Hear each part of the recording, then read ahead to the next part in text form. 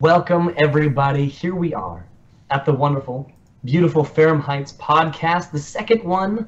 I'm finally joining us, and of course, I am Ruda Fuda. Good to be here, and I'm joined by the wonderful Mins. How you doing, Mins? Doing well. I'm excited to be back. It's really exciting.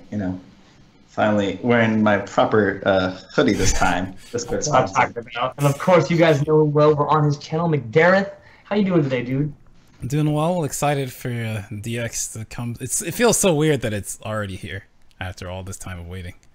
Dude, a day and some ish, man. We're almost there. The countdown begins. I know everyone out there in the world of Pokken and the community, you guys are all excited. Probably almost as excited as us. Maybe. I don't know. It's debatable.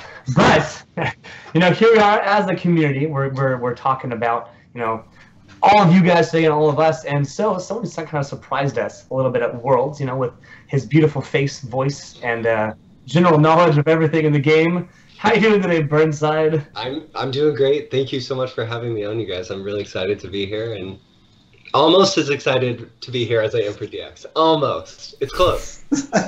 But how can you be more excited about this? DX it's always a step above. Always a step above. So let's talk about it, man. Let's talk about the thing that happened most recently. You guys know it. We all know it.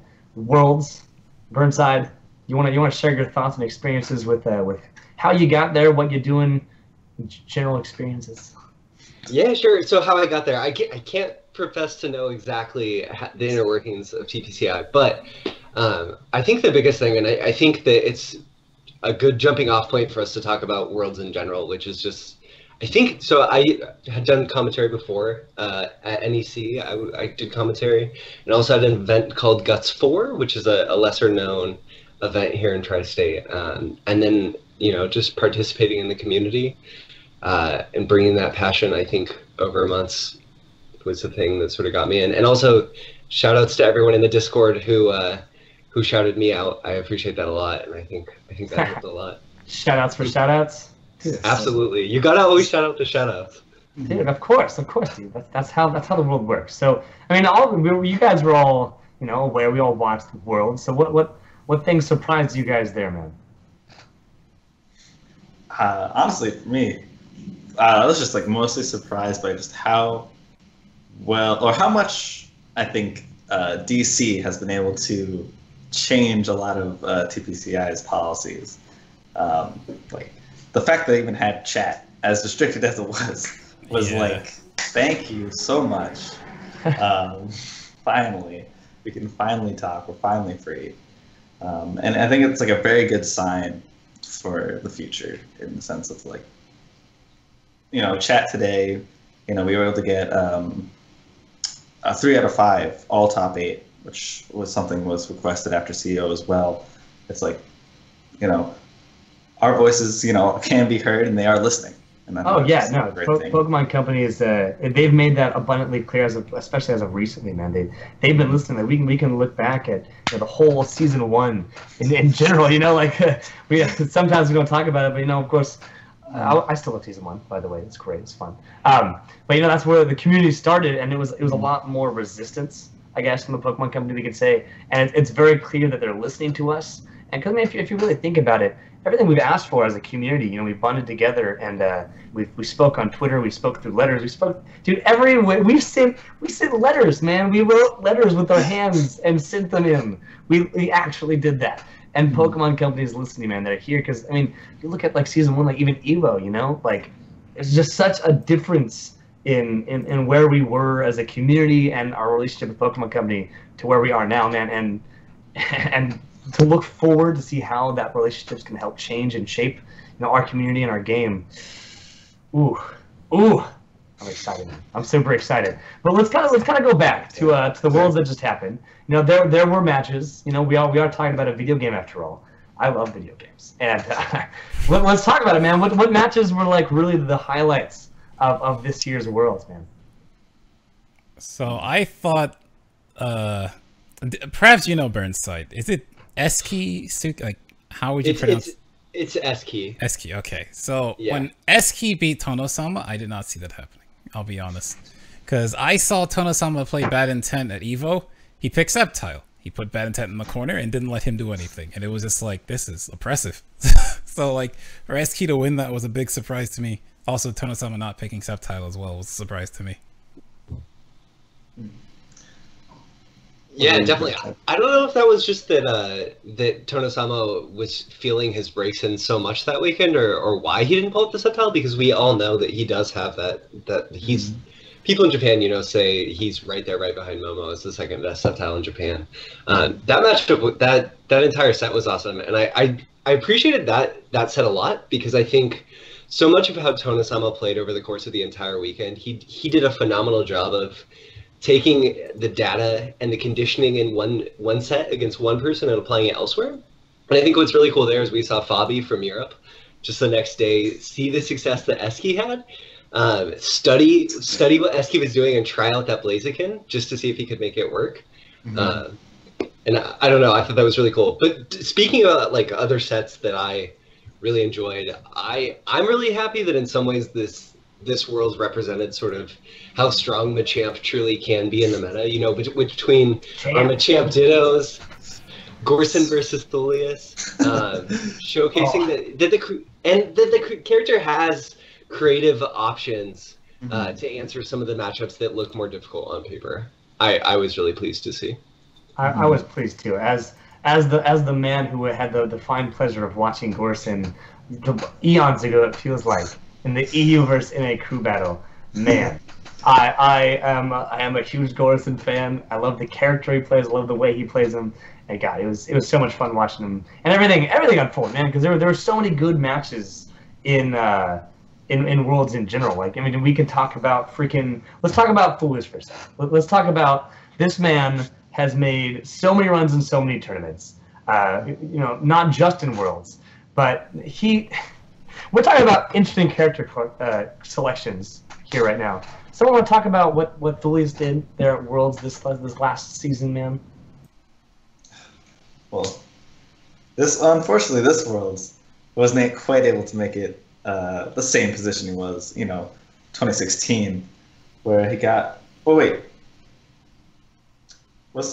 no, I might be missing the top. Was he in top 4? 2016? He was not. No, he wasn't. It was.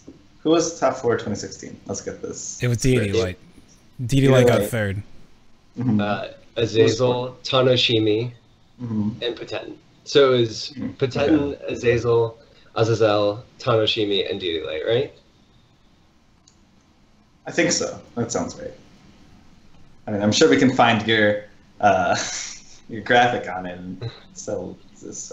Shout out to the man making the graphics, man. Behind the scenes, now on the scenes, exactly right over there somewhere down that way. Yeah. Okay. Well, yeah. Sure. So, go ahead.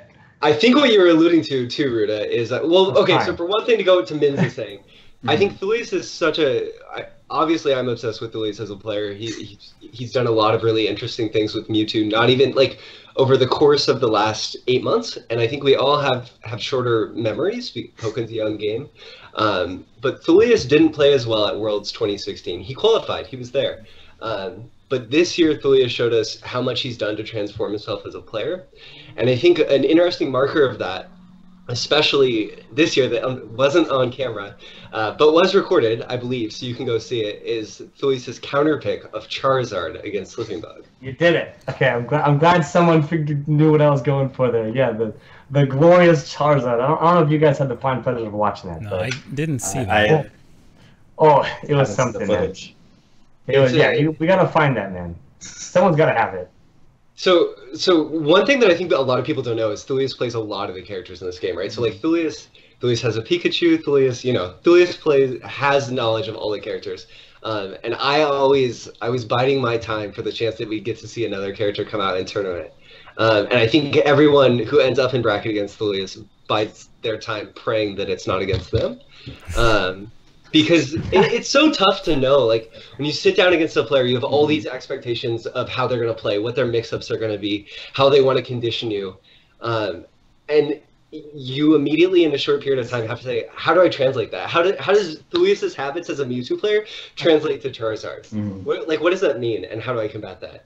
And really impressive that he beat Slipping Bug with his Charizard. Yeah, major. Charizard, I mean, I love watching Charizard, man. Ever since the game released, the classics, all the way from the classics. You know, you hit him with your tail and you swing him into the dirt. Like, it's just like he's so flashy. He's a cool character, man. I love representation. And a player like Thulius, you know, is pulling him out against a guy like Slippybug. Man, beautiful stuff, beautiful stuff. But okay, let's talk about, you know, the general threat at most international tournaments. And I think everyone knows kind of where I'm getting at here. But the Japanese players, man, they're taking a lot of the LCQ spots. You know, they're the majority of the top 8 when they show up. So let's talk about that, man. Let's talk about you know, the LCQ in general. Where Japanese players kind of tie in with that. So when I saw the amount of Japanese players are actually going to Worlds and in LCQ, I was like, you know what, I can't go this year, but I think I don't think I missed my chance to qualify, because like it was just the amount that came, like Tono-sama, Azazel, and like all the just even those two being in qualifiers is ridiculous. Yeah. There are so many hidden threats too. With what was the kid who qualified? Yusuke? Yeah, he was amazing and came out of nowhere and surprised everyone. You know, and what is he? He's only like 15 at most, like max. I think he might be 12. He's like a little kid. Yeah. Wait, actually? Yes. Dude, that's legendary, man. Yeah. I love games that have representation of like younger kids, because that's just so telling of, like, first of all, the community. You know, it's hard being 12 in a video game community. The fact that here in like Pokken you can be 12 and be, you know, like show up in these big tournaments, have fun, and like, you know, feel welcomed. Like, that's so cool. Like, shout outs to all you guys who let these, you know, these younger people feel welcome in the community. You guys are like small golf clap for all you guys out there, man, for letting these people play. And he's a phenomenal player, man. Like, and it's kind of representative. Yeah, and this happens in a lot of communities, but I see it so often, you know, here in the Pokken scene, that it's just, it's crazy. But anyway, go on. I had to interject there, man. I love seeing kids in community. It's great. I say that I'm pretty sure my pick, when we went through who we thought was gonna make it out, my pick was Wizards through one of them, so I got that one right. Wizards qualifying, but yeah, definitely saw Japan taking most of the spots. 3 of 4. It seems like that seems more than I expected, but still, like, it's also to be expected. Yeah, I mean that's kind of been the trend since. I mean, you can go all the way back to, you know, Evo of season 1, man. Like, to be honest, like I talked to, you know, all the SoCal guys here in my seat, and we kind of expected like almost no one from America to make top 8, because at that point, Pokken had been out in Japan for months and months longer than America, and then we kind of just show up at this big tournament where like all the big Japanese threats are going to be there. You know, one of the biggest fighting game tournaments in the world. And all of a sudden, 2 of our guys, if I remember correctly, Thulius and Bosshog and Thulius made top 8. You know, like that wasn't even expected. And Swillow, yeah, exactly. So it's like the fact that 3 American players made top 8 at a tournament that we didn't expect to even break top 8. Like, that's kind of been the theme, though, even since the beginning. Like, we've always been present in top 8. We've always been there. But there's just something, man. There's something about these like top Japanese players that we can't seem to beat. Like, has Tono-sama ever dropped a set to an American player? I actually don't know. No. I don't think so. Like, no. Like, if it ever has happened, you know, it's like it's very once maybe, but probably no. You know, like what is it that you guys think, you know, the Japanese players have been doing? Like, do they have like a hyperbolic time train? Like, what are they doing that gives them the edge in like all of these events? I mean, they're phenomenal players, obviously. Like, what are they doing different, man? Well, so I think that it depends on when we're talking about, because I think timing it over the course of the entire duration of Wii U and how we've played the game is really important, because I think different phases mark where we're at and where we approach the game. But I think like this most recent, like if we're talking about World specifically, I think one thing that really showed about NA's weakness is not like true skill level, it's understanding of all of the matchups. And Japan has this, almost all of the good players are located in Tokyo and they can play each other all the time. And those reps can come together offline, the best X character in Japan, and play each other when they want to, constantly, and I think that's a huge asset. And that's not it's not an excuse for the North American scene. We need to work harder. You know, we need to find a way to overcome it. But I do think that plays a role. Yeah, no, I totally agree, man. The dedication in general of like the Japanese scene, for me, almost every fighting game and games in general, man, anything, life in general, you know, like it's always there. It's so impressive. I love that. And so I know McDareth, you had some thoughts and opinions on Eski, and we kind of brushed over that. Do you want to take a second, a hot minute, hot pun intended, to talk about your thoughts there? I'm trying to remember where I was going with this. It was just like Eski, and it just surprised me, especially like how, like, who he was playing and how he was winning the matchups. Because like a lot of spots, because obviously for me, you can understand that I'm biased, but I think Blaziken struggles and a decent amount of stuff. I think he has issues. So to see Eski play as well as he did and beat the people he did was really impressive. But I thought at some points it still hit that little part with me where, like, obviously he's good. I'm not going to sit here and pretend like he's not. But it's like that thing where there's spots where the opponent kind of got antsy and did something, and then Blaziken punishes them. And like I feel like you see that, but that's like that smart Blaziken play. You're kind of conditioning them to do like that. The game plan of Blaziken, isn't it? Trying to get them to make a move and you punish. Yeah, it is. But that was like the thing for me. So watching him play and how he approached, like him, like I said, him being Tono-sama, I didn't expect that at all. I thought Tono-sama was gonna just like win that, not free, but like easily enough. But like him coming through and winning that was like a big surprise to me. So seeing that was a best of 5 set, right?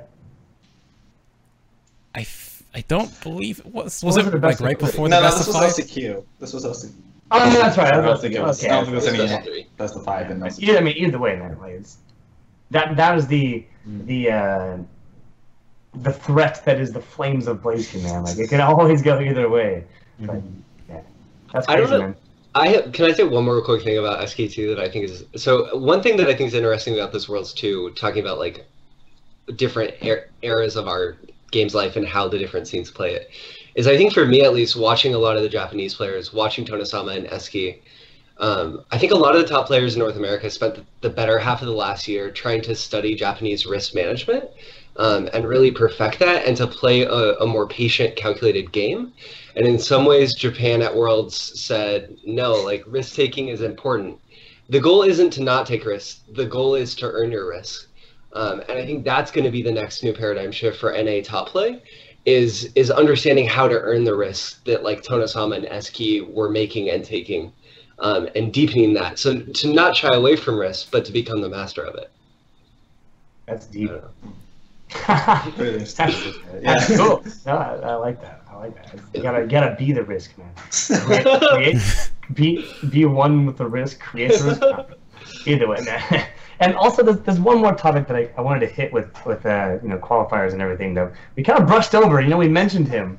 I might be biased, because he's a good man, and I'm very, he's in my area. So Wizards, man. Wizards took the last qualifying spot, the only NA player to do so. And this man rarely ever travels for tournaments to jail. Like he would come down to Overheat when Overheat was a thing, like maybe because of every other weekend tournament. He came to Wednesday Night Fights a few times and mopped, always. Phenomenal player. He's been phenomenal since the beginning, but he's one of those players that kind of he is obviously an online warrior, and for reasons. It's hard for him to go out and travel. But this man comes out to his second international tournament he's ever attended, and he gets a qualifying spot. One of the only NA characters. This man is so ridiculously good.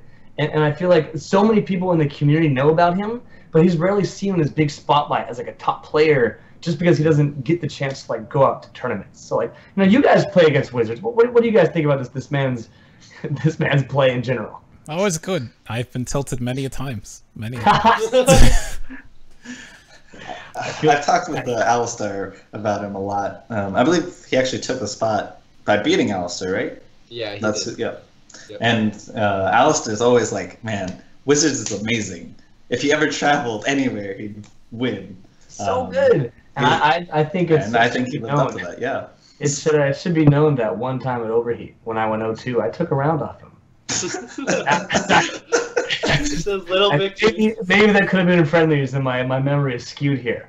But yeah, just throw it out there because Wizards. But again, in all seriousness, now Wizards, phenomenal player. I don't want to say I didn't expect him to like take the. I almost kind of did, but it's funny because so many people like aren't surprised that Wizards is taking these big tournaments, taking these big wins, and taking the spot. Like no one's really surprised about it.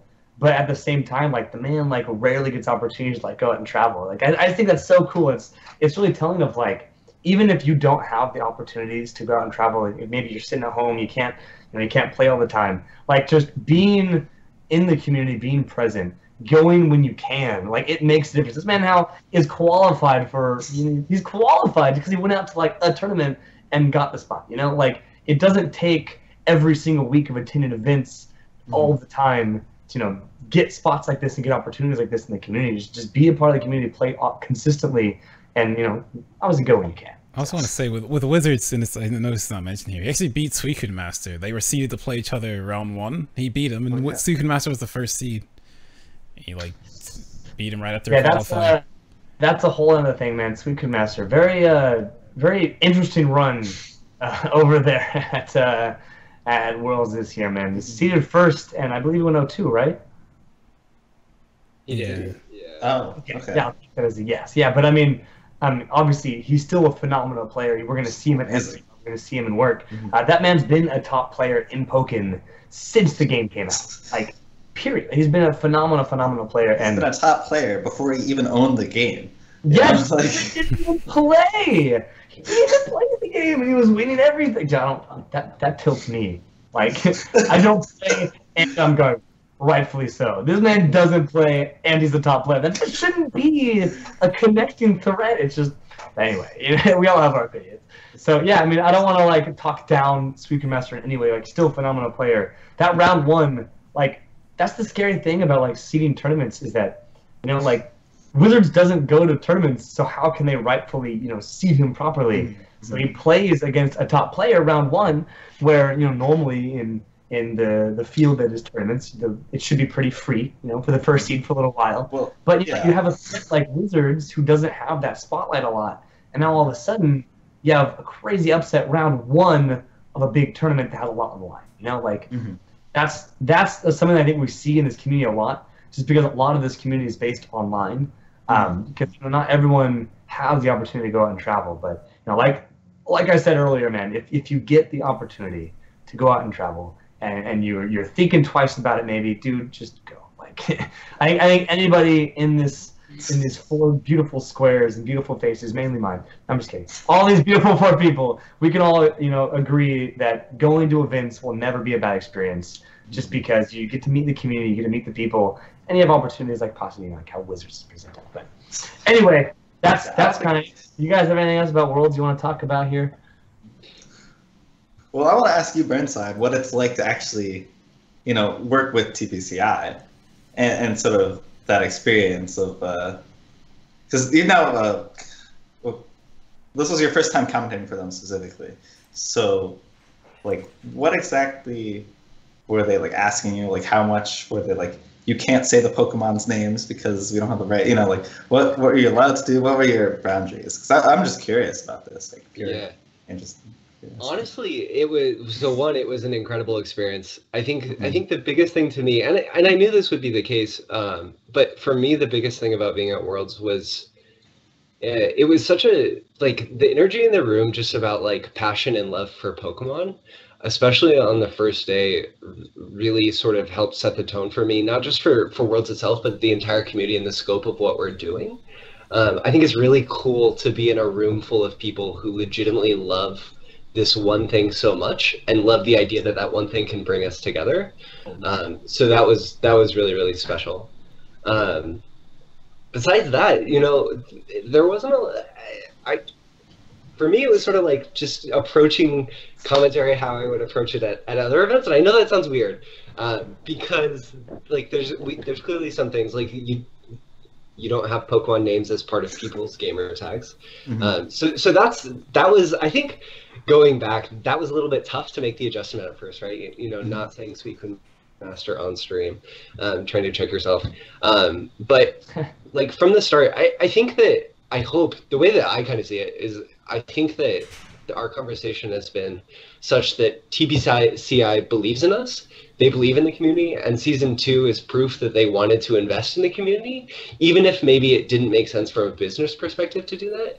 And I would say as a commentator, like even from day one, just sitting down, like it was the exact same feeling of like for H2, for myself, for D1, like they believed in us. They wanted us to do our thing, to represent the community, to talk about the game, how we see the game. And to bring our passion, and I think that's really cool that TPCI is going to listen and sees that. Yeah, we kind of touched on that earlier too, where like it's so cool that kind of everything we've asked of them, they've been very like keen on delivering, you know, what the community wanted, what the community requested, and shout outs to the Pokemon community or the community company also TPCI man, they're now really accommodating of what we want, of what we're, you know, what we ask for. Because of course, you know, we love their game for a reason. We're not just here blind followers of the Pokken cult. You know, like we're here because we love the game, we love the community, we love playing, we love talking to the people that are playing. And you know, like you said, like I've had very some similar experiences with that, where you're in an environment that you just love being in because it is the community, and that is what I think TPC has noticed, that we've created this community that we just all love so much that they're now starting to be a part of, which is so incredible. And so congratulations, by the way, Burnside, getting that slot, man. I really enjoyed all of Pokken World's commentary, because I mean we're finally, you know, really finding the people that have the talent, that have that dedication and drive, and the community as a whole is really bonding together here. So you did great stuff, my friend. Thanks, I appreciate that a lot. I hope too, you know, to bounce off what you were saying. Well, one, I really, really appreciate that. Thank you. And two, I think there was a lot of reluctance after last year. We went to a period of darkness after Worlds. We didn't really know what was going to happen. And when this season got announced, there was understandably some apprehension about it. Mm-hmm. And I hope people will look back on this Worlds and see that it was a success and that it was really meaningful for our community. And then in a lot of ways it represent, like, I think that for me at least, there's been a shift in how I think about TPCI and the community, because I think really we are way more bound than sometimes the Pokken community thinks about, and I think that's important, and it's something we should talk about more and think about more. But not necessarily here, just generally as a community. Yeah. Oh, we can talk about it more. I'm just kidding. Not going to. Again, the last time, shout outs to TPCI, man. You guys are great. I don't know how many of you guys tuned into this, but if you do, you're the MVP, man. We would be nowhere without you, and we would also be nowhere without the rest of the community. So all of you guys, you know, here part of the Pokken cult. Yeah, we appreciate the support every single day, whether you're just playing or, you know, going about your business, whatever. But cool, yeah. So that's kind of, you know, all of the most recent things wrapped up in a nutshell. I mean, I guess we can talk about it for a second, man. The upset. Oh, go ahead. I was gonna say results. We should probably, for like the end results, at least like the top 4 for. Oh yeah, do it. Hit that, man. Let's do it. Get it, McDareth. So in 4th place was Elm, which it's not really a surprise. Elm got 4th, and it's like Elm qualified from a European event. Qualifier. Yeah, which is. I was worried that was going to happen to us, the CEO. I was worried about the Japanese players going to come to CEO and take the spots, but like no one came. So Elm took. Well, they went to LCQ and took the spots. So. Oh, fair enough. Yeah. Exactly. We found it. So Elm qualified from that event. Azazel got 2nd with a mix of Machamp and Mewtwo. Third. Wow, I don't know. He says 2nd. Azazel got 3rd with a mix of Machamp and Mewtwo, and he tried Sceptile once, if I remember correctly. I don't think that went well. I don't believe it did. And then either way, Mikuki getting 2nd solo Chandelure was interesting, because like a lot of people feel like Chandelure has just fallen off. Like a lot of people think the character just can't do anything now. So for Mikuki to come out, well, qualify first off in Japan and then end up getting 2nd. Did he reset the? I'm trying to remember if he reset. I thought he did. If I'm remembering correctly. Yeah. So yeah, he was very close to taking the whole thing. So like that's. Oh wait. No. He was in No. winners, wasn't he? No, Tonosama was in winners. Unless I'm wrong. Let me double check. Because I remember Tonosama lost, but they reset everyone back to winners. Yeah. So yeah, Tonosama was in winners. Okay. It's on right now. It's just checking that. And then of course, Tonosama. Coming back to prove he's still the best. Yeah, he could. That's the thing. Is like he didn't get to come. I liked his interview where he said, "I basically came to get what was mine," because like he didn't get to go last year because of work. So now he came this year and won. So like, dude, that's the mentality you gotta have, man. You like you show up like, yo, all you people are here because I needed to beat all of you. Like that's it's like I need to be number one and you need to beat all the numbers except for that one. That's why you're here. And he just walk in, took what was his. What a guy. Like that's something that we don't ever. We gotta bring.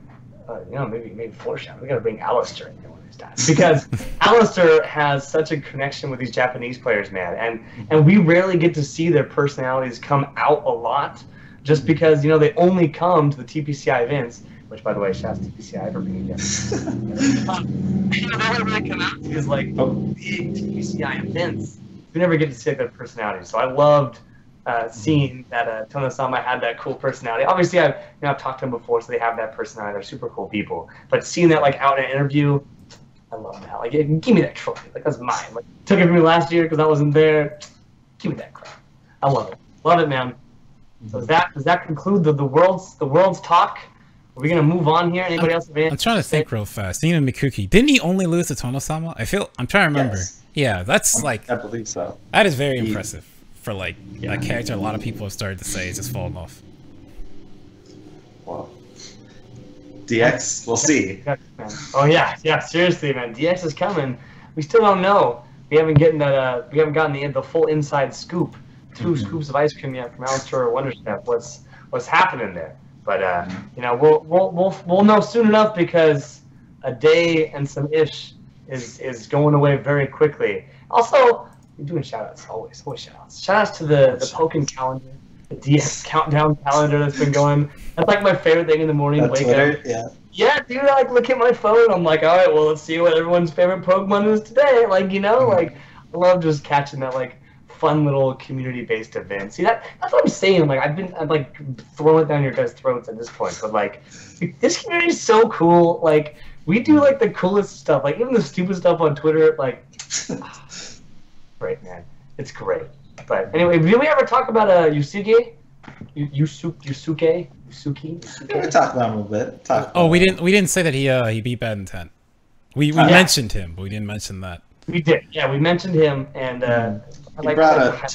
he did bring Tonosama to like last game, last round kind of situation. Yeah, it was crazy. Like, wow. See, like that's what I'm saying, man. All these players come out of nowhere. I mean, he obviously somewhere. Yeah. Not, but like these players come out and they show that they've been here the whole time. Like that's something I kind of touched on a long time ago on that Jinx Studios thing, where this game, in hindsight, now that the game's been out for so long, the game itself, and not in a bad way, is not very super complicated. Like it has obviously its matchups, it has its intricacies, it has its technically difficult stuff, but the game itself is not this like incredibly difficult Melee-esque 12 years to master sort of game. It's a game where it's very welcoming to the general public. It's very welcoming to Pokemon fans, which is why I think the coolest, because if you think about the community as a whole, like a lot of people are Pokemon fans first, and then they also love fighting games, and it was just the coolest matchup like ever, like a fighting game that's also Pokemon. So I've done my entire life, all 6 years and 12 years of because you're young, like 15 to 30 years of my life I've known Pokemon. But put those two together, and it's such a beautiful game that's fairly, I don't want to say easy to get into, but it's very welcoming. And especially with the community that provides the information, that provides the matchups, provides everything you need to be a good player. You'll see players like Yusuke. I'm sorry if I butcher your name. Come in younger and take players like Tonosama to last game. Take players like Bad Intent who've been playing fighting games forever. Out of winners bracket, like stuff like that. So shout outs to everything. Doing shout outs all the time. But there's that. Anything else that Yusuke did, man? Well, I don't. I guess the shout out TPCI once again. You know, can't shout them out enough. I gotta love how this year they put Pokken out in the open with the rest of the events, with both the Pokemon and or the video game and TCG. Because I know last year at Worlds and Nationals, we were kind of like put in our own little room, stowed away in the back. But this year, it's like they're really. I think they're trying to really integrate us with the rest of the Pokemon. Really trying to, get some cross-play going on between the people. And I think that's just like a really great thing to happen. Just more exposure, both sides, more integration. Yeah, I had a lot of friends that were at the World Championship Series, for like TCG and VGC and everything, and they like go over and like Pokken had like a main stage slot where they showed it to the general public. It was open spec and everything, and people were like, "Yo, this game's like super cool," and I'm like, "I've been telling you, like, I love this game since it was released. You don't listen to me. Now you see it on the big stage, all of a sudden it's all cool and fancy. Now, like, no, get out of here. Like, it's been around. It's been cool since it was released, and honestly, I do love that it's finally getting that spotlight, even like at these World Championship events, especially because the events are already Pokemon driven. There's a Pokemon event where before, like exactly like you said, they didn't get the attention that it deserved.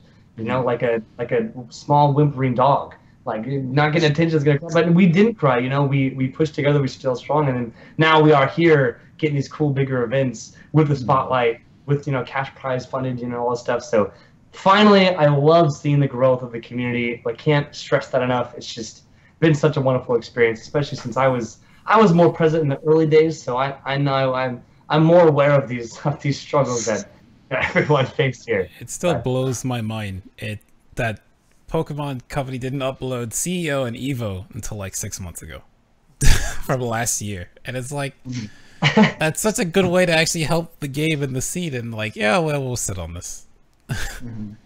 Yeah, there's some things we don't talk about. That was, praise DC. Yeah. Praise be to our savior, so.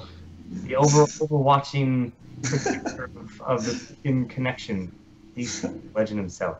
There's actually a man who came originally from the anime fighter scene. So he knows the struggle of games that don't get attention. Yeah, he did a crew battle with a good friend of mine, T-Loke, like a long time ago for a dead game, and like that's where he started, man. So like seeing people like DC, first of all, shouts out to DC, and players like DC who started in a really small community now come to Pokken and say like, I'm tired of this being a small community. Let's get this up to the boss upstairs, man. He made it happen, and here we are, man. So again, here we are. For all the work you've done for us, DC, for some reason you're here. Thanks for you. Thanks for everybody. Thanks to TPC. We wouldn't be here without you guys, and it's just been such a wonderful experience going through this whole process that is season 1 to season 2, and now possibly to season 3. We're looking forward, right? But speaking of possible more seasons, dude, there are so many things, so many tournaments, weekly even, coming up to a stream near you or to an event near you. So let's talk about the first one that I'm going to be at. So if you guys aren't there, you won't be able to meet. No one cares. No, you'll come to SCR, man. It's coming this weekend. A lot of players. Let's talk about that, man. Who is showing up to SCR, man? Let's take a look at that Smash.gg. Let's see. SoCal Regionals. Yeah, man. I mean, right off the bat, we know them, like the residents. Alistair sipping bug here in California. But who are the other folks that are coming that aren't exactly from this region?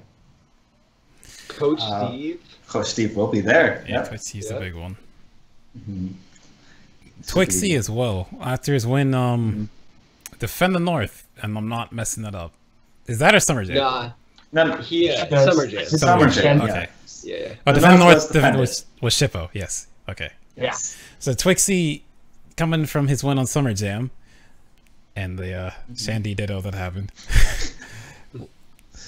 Twixie's been doing a lot because, I think, like I said, with the story of Chandelure has been interesting because Catfight was very, very dominant at the start of Pokken and won. Oh god, yeah, he was the threat to look out for. Everyone was like, "Yo, Chandelure's broken," and the whole time Catfight's like, "No, guys, trust me. He's she's great, and I think he calls her a she, but I mean, it's great. Chandeler's phenomenal. Look at all those cool things. And the thing I love about Catfight is he's just always stuck with Chandelure no matter what, man. Like, that's... Well, we'll see about that, because SCR is going to be the first... It's going to be like a day one tournament for DX, and I'm curious to see who's going to try for that day one, Scissor or Darkrai or Polion or maybe even Decidueye, you know? Like, whoever does it, I'm going to respect them highly. I'm going to be so excited to watch that. Dude, are we going to see a Slipping Bug rock the Caesar Bug? Right. Snipping Bug. I think he probably will. Dude, I would love that. Bug, if you're here, man, and you don't do it, you gotta buy me ramen, because you already said we're gonna get ramen together. So if you don't, Snipping Bug, why did that Snipping Bug? Just good. Oh, that was so good. Shout out to Isn't that his actual Twitter handle? Yeah, he's been sitting on that one for a long time. Dude, I can't believe that never clicked in my brain. Like, I've just been sitting here. I saw that a long time ago. Dude, that just clicked. I love that so much. The other big thing in my mind to watch out for too is now we have these new supports, Poplio and Litten. You can play into any character in the game. So Weavile coming off big buffs in 1.5. Oh no! On top of what Coach Steve says he thinks is a pretty broken combination with Poplio. So the best time to showcase it is before anyone knows the answer to it, which will be this weekend. Coach so we'll Steve see. has claimed that it's like a broken and should be banned, so we'll have to see if that's really the case. I'm curious to see if someone can adapt to figure it out. It's like, well, Alistair's there, so a good way to cover it is bring Suicune, right? Because Suicune has the best anti-airs in the game. So amazing anti-airs, yeah. It doesn't matter where you want to set up your ice bowls. You're going to get shot down. But we'll see. I just keep thinking about that. The double signal / building support with Poplio is just, oh goodness, that's not good. You can now signal slash and then jump, which is huge for running away and actually building meter. It makes it a lot less committable. But speaking of Alistair, he's had this game for a bit of a week now. Hashtag ban the testers. Are we going to see the Alistair run through the tournament? Well, I don't know. The thing is, so Wonder Chef won't be there either. Which is sad to me because Wonder Chef's also had it early. Great player from SoCal, huge in the Injustice community. Mortal Kombat 2, a great fighting game player, innovator in Pokken 2. He discovered new Oki that really changed how we play Suicune. So I'm sad he's not going to be there, but I do think that people are maybe overstating how much of an advantage they're going to have. Just because they haven't been able to play each other that much. And you can't practice all these new matchups, but there's definitely potential for cheese. The other question is who's going to download it off the Japanese eShop and play all of Friday and grind to get ready. I'm expecting a lot of people, and not just limited to the people that are at the tournament. I expect a lot of people everywhere to be doing that. So, it's why wouldn't you? The game is coming out this soon. It's gonna be there. SCR is right around the corner, but I mean right around the corner. I mean you're already at the corner and it's there too. It's like looking at you, like, hey buddy, are you gonna give me it's right there. So it's I expect in the drain, Yeah, I expect it, man. But no matter what, regardless of how much practice everyone has, people know the game. And like I said earlier, the game's not super ridiculously difficult. That having the game for a day extra is going to give you that technical advantage because the button's that much better. It's going to be more about adapting first of all to because realistically, a lot of people are going to be seeing a lot of new things. Whether they're doing the new thing or they're seeing the new thing happen to them, it's all about adapting to stuff you might not be familiar with and how well can you do that. So Alistair might have a slight advantage. But, there are other phenomenal players like, Twixie, we talked about him earlier, Twixie, Wizard, Slipping Bug, Suicune Master, these guys have always been threats. Suicune Master is known for not even owning the game and being a dominating threat, I'm curious. I'm very curious to see how it's all going to happen. So if you guys want to tune into that, quick plug, twitch.tv/Anymura on Saturday and Sunday starting at noon or something early. Something like that. One more shout out for a player because I don't want us to miss him. Obscure, NG Obscure is also going to be there. Oh yeah, of course. Yeah, we can't forget him. So coming off of a great performance at Absolute Battle 8, upsetting Slipping Bug. So, you know, Obscure's always strong. You can't sleep on him. He'll be there. I know he's hungry. So this is everyone. What's up? I said he's been around forever too. Like, but I feel like he's never gotten that attention. So glad to finally see him taking these names. But sorry, go ahead. I didn't mean to interrupt you. Oh no, I was just gonna say I think we're so lucky because we have what's shaping up to be actually like a top 10, like a top 5, top 10 tournament of the year on DX launch weekend. Like, what a treat for the entire community. Mm-hmm. We have all these players who are coming together to showcase our game to a whole new world of eyes watching. So make sure to tweet the stream when it comes out. Get it out there. Get everyone who you know watching. It's going to be great. Oh, yeah. I hear there's a pretty good commentary on it, too, actually. If you guys want to see, you know, it's going to be a great event all around, you know, good players, good stream, good everything, man. So I'm excited to be there. I'm excited to see everyone there. Honestly, like, when I go to events, I'm more excited to see the community because you guys, God, the community is so great, man. So excited. So that's SCR, you know, happening this weekend, $1,000 in the prize pool, lots of phenomenal players. Whether you can make it out or not, at least tune into the stream. It's going to be crazy. Honestly, I couldn't even, like, give you a prediction. Because like people like Wizards who just randomly come out of nowhere and destroy people. You have people like Spookun Master who can do really, really well or get, you know, taken out early. Players like Alistair who have the game, who usually plays well. As, like, you know, there's, and then like Twixie who like won final round. Obscure who's taken upsets. There's so many good players gonna be there. Even with the small bracket, it's just gonna be a how do I say that, esports, a hemoglobin enriched. Yeah, so you know, I'm excited. So tune in. We'll be there. I'll be there. So what's coming up next on the calendar of beautiful events for this new season that we'll be talking about later?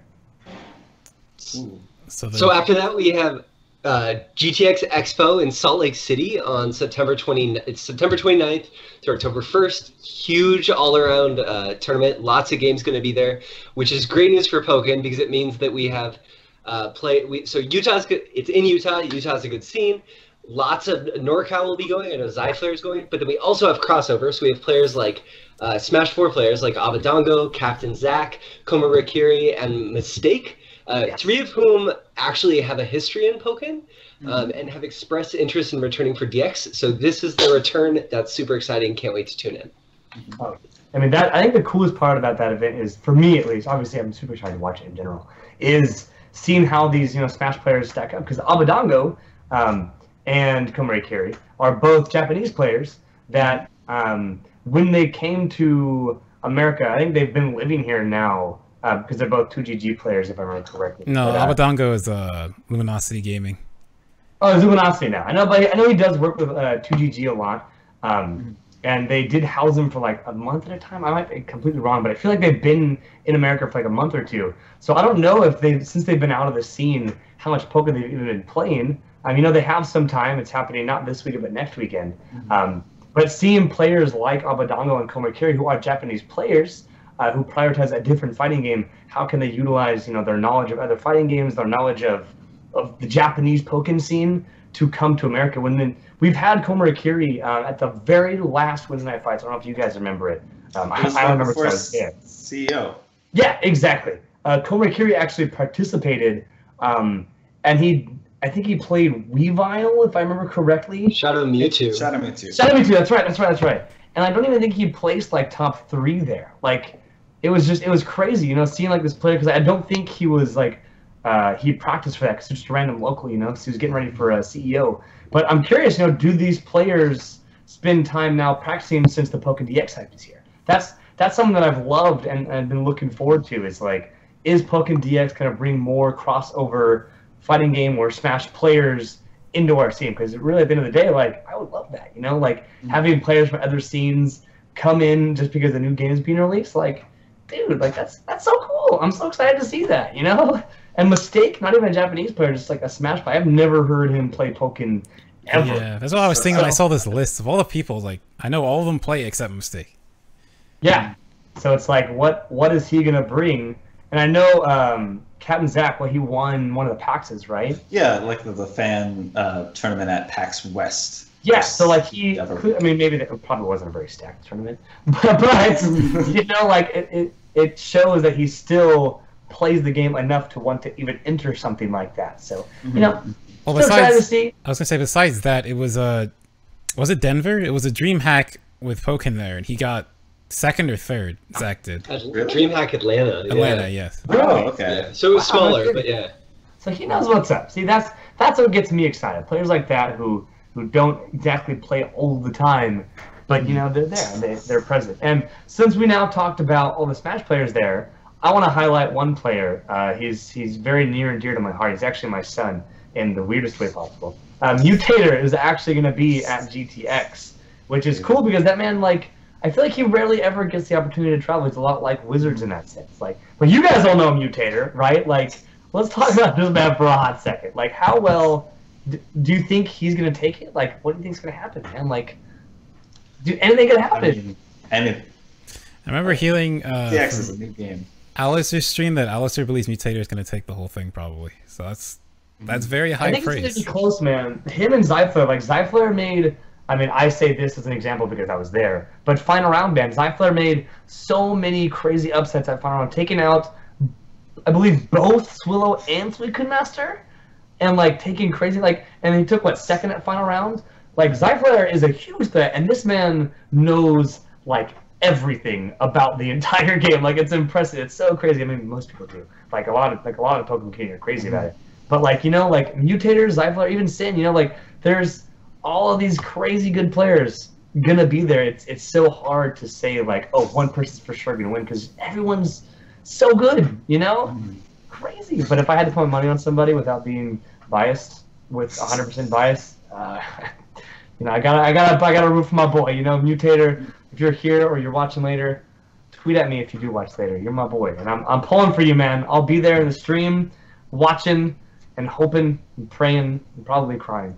Maybe not. Probably not crying. But anything else for GTX, you guys? I want to say that this was kind of like a bonus thing. Pokken wasn't originally included, but we the community reached out to GTX and then they added it in. And the first they started with 500, but they said I think we're only 19 players away from them raising that to 1,000. Yeah, 19 players away from 1K pot. So if you're, is there same-day registration for that event? Like, can you show up at the door? Yes, you can. I don't know. I'm trying to think to play. I don't know. I know you can show up to like spectate. They have like, and it's cheaper if you buy like the venue ticket at the box office. They said because that's the other thing about GTX. It's in a new basketball stadium. Oh, in really? Yes. That's really cool. So like there's one of their big things. Like you'll be playing on a jumbotron in a basketball stadium. That's so cool. That is Heck yeah. Oh, hecky. That's awesome, man. So show up there at GTX, man. I don't know. People don't have faith in the event. People are saying they don't think they're going to get 19 more. But you got to have faith. Come commentate at GTX, man, in a week. That's pushing it. We'll see. Probably not. But anyway, I'm excited. I'll be there at least in the stream watching. Very excited to see that when it happens. So what's next, man? Isn't there a tournament also that same weekend? There is. Remember Fall correctly? Classic. Yeah, haha, I was right. I'm so smart in things. It's almost like we have notes. It's almost like I can also read sometimes. So yeah, who wants to talk about Fall Classic, man? Well, well, is it? Oh wait, is Fall Classic's part of the Evo Pop bonus, right? It's getting the 1K, 1,000. Yes, it is. Nice. Yes. What I'm hearing is it's running on the Wii U patch. Is that true? I think, as far as I know, it is still true, unless, well, it's still kind of in the air because there's a big issue of supply of Switches, of course. I mean, anyone who's even looked at a Switch should probably know that there's a supply issue there. That's a fact. Yeah. So they're still unsure. I don't. I mean, it wouldn't be a classic if we're not on a good old one. Last I heard, it's still Wii U, and chat is telling me it's still Wii U as well. So they weren't able to get a secure way to get guaranteed enough Switches. Okay. That's fair. They gotta be safe, man. At least the tournament will run. You know, hopefully it's not on the Shadow Mewtwo patch. I mean, Miz might like that. He would show up. The first local I ever went to was free patch. They didn't patch it by accident. I didn't even realize it until like midway through the game. I was like, wait a minute. Combo, and you're like, oh yeah, that's why this character's broken in patch. Yeah. I was like trying to do like stuff, and I was like, wait a minute, why isn't this working? Well, at least you tried. At least good time. And so now we can kind of move on to this next tournament. This is actually the one that I'm almost most excited about. I won't be there, but it's something that I know. Oh God, I was talking to somebody about it when I was at FR. Angel. He was talking a lot about this, and it is Revolution London. Who wants to talk about Revolution London? I know, McDareth, you were talking a lot about this earlier. Oh yeah, no, you're fine. So Revolution is pretty interesting because like the EU scene, honestly, they get shafted all the time. So they're getting their own like full-on Pokken event, and a lot of NA players are actually going out, which is interesting. Yeah, that's so cool. Yeah, a lot of tri-state people. They organized the trip a while back, and they're really excited to go down. I think it's EDD, Roxo, Whitey White. Is Shippo going? Shippo is going. Yes. Shippo is going. Shippo, yeah. Those are the only four I know about. Sure there might be a few more. Bosswog and Broccoli are also going. Oh, Bosswog and Broccoli. Oh, wow. And cool. Sandy and Super T-Cell. Oh, and Bendy as well. And Bendy. There you go. Yeah, so lots of NA representation out in London, which is crazy because how many times have we had people fly out to Japan, but now we're having people go to like Europe? Like, what's so cool about Europe? God. Yeah, this is like the first time U.S. players are actually going out. You know, it's finally we're like branched. Well, going out to Europe at least. We went to Keivo, Japan, a few people. So second time I guess in the world. That's true. Yeah, we're finally getting out there, man. Oh, I also hear Uchi is going. That would be cool. Shout out to Uchi. That's like the whole. And Mesa. Nice. Oh wow, lots of people. Okay, so it's a ton of people. Bigger, man. The list is ever expanding of players from NA going out there. But that's another tournament, $1,000 pot bonus. Going to be an EU tournament for once, and I love the EU crowd, man. Those guys are so great. I remember my very first experience with EU is we had who was that? Speaking of, I don't even remember who it was at this point. He made the funniest joke, and it was funnier because he had the accent, and I love everything about the EU. All those guys are super nice, they're super great. So I'm excited to see that tournament go out, man. And EU also has a lot of really phenomenal casters that never get the spotlight, at least in like NA tournaments, because they're from Europe, man. Like there's so many talented people out there, man. Like in the game and behind the mic, man. So I'm excited to see all those guys, behind the mic at a bigger tournament for once, since the EU, like you said, kind of gets the good old shaft, the battle shaft. I mean, another exciting. Oh, go for it. I was gonna say, I mean, when Pokemon Company throws an event and they tell you like the day before or something, it's only 20 people signed up. It's kind of hard to call it anything else. Yeah, I remember the story of wasn't there like a $10,000 pot bonus or $1,000 pot bonus tournament, and it was like they had to win. Yeah, you had to win. DreamHack Summer. Yeah. DreamHack Summer last 2016. And like a bunch of like other FGC players entered just because they could. Yeah, you had to win like one round. You were in the money and qualified for Worlds. Exactly. Yeah, Burnside, you open your mouth to say something. Well, I was going to say, just talk about Revo, who's attending. I'm really excited because it's not just UK players, too. A lot of those guys are going to be there. So we have like Afro Cami and Rubs. But then we have players. You were talking about Rubs. But then we have players coming from mainland Europe, too. So X Absoluted will be there. And Gentrax from Germany will be there. So I'm really excited to see that, too.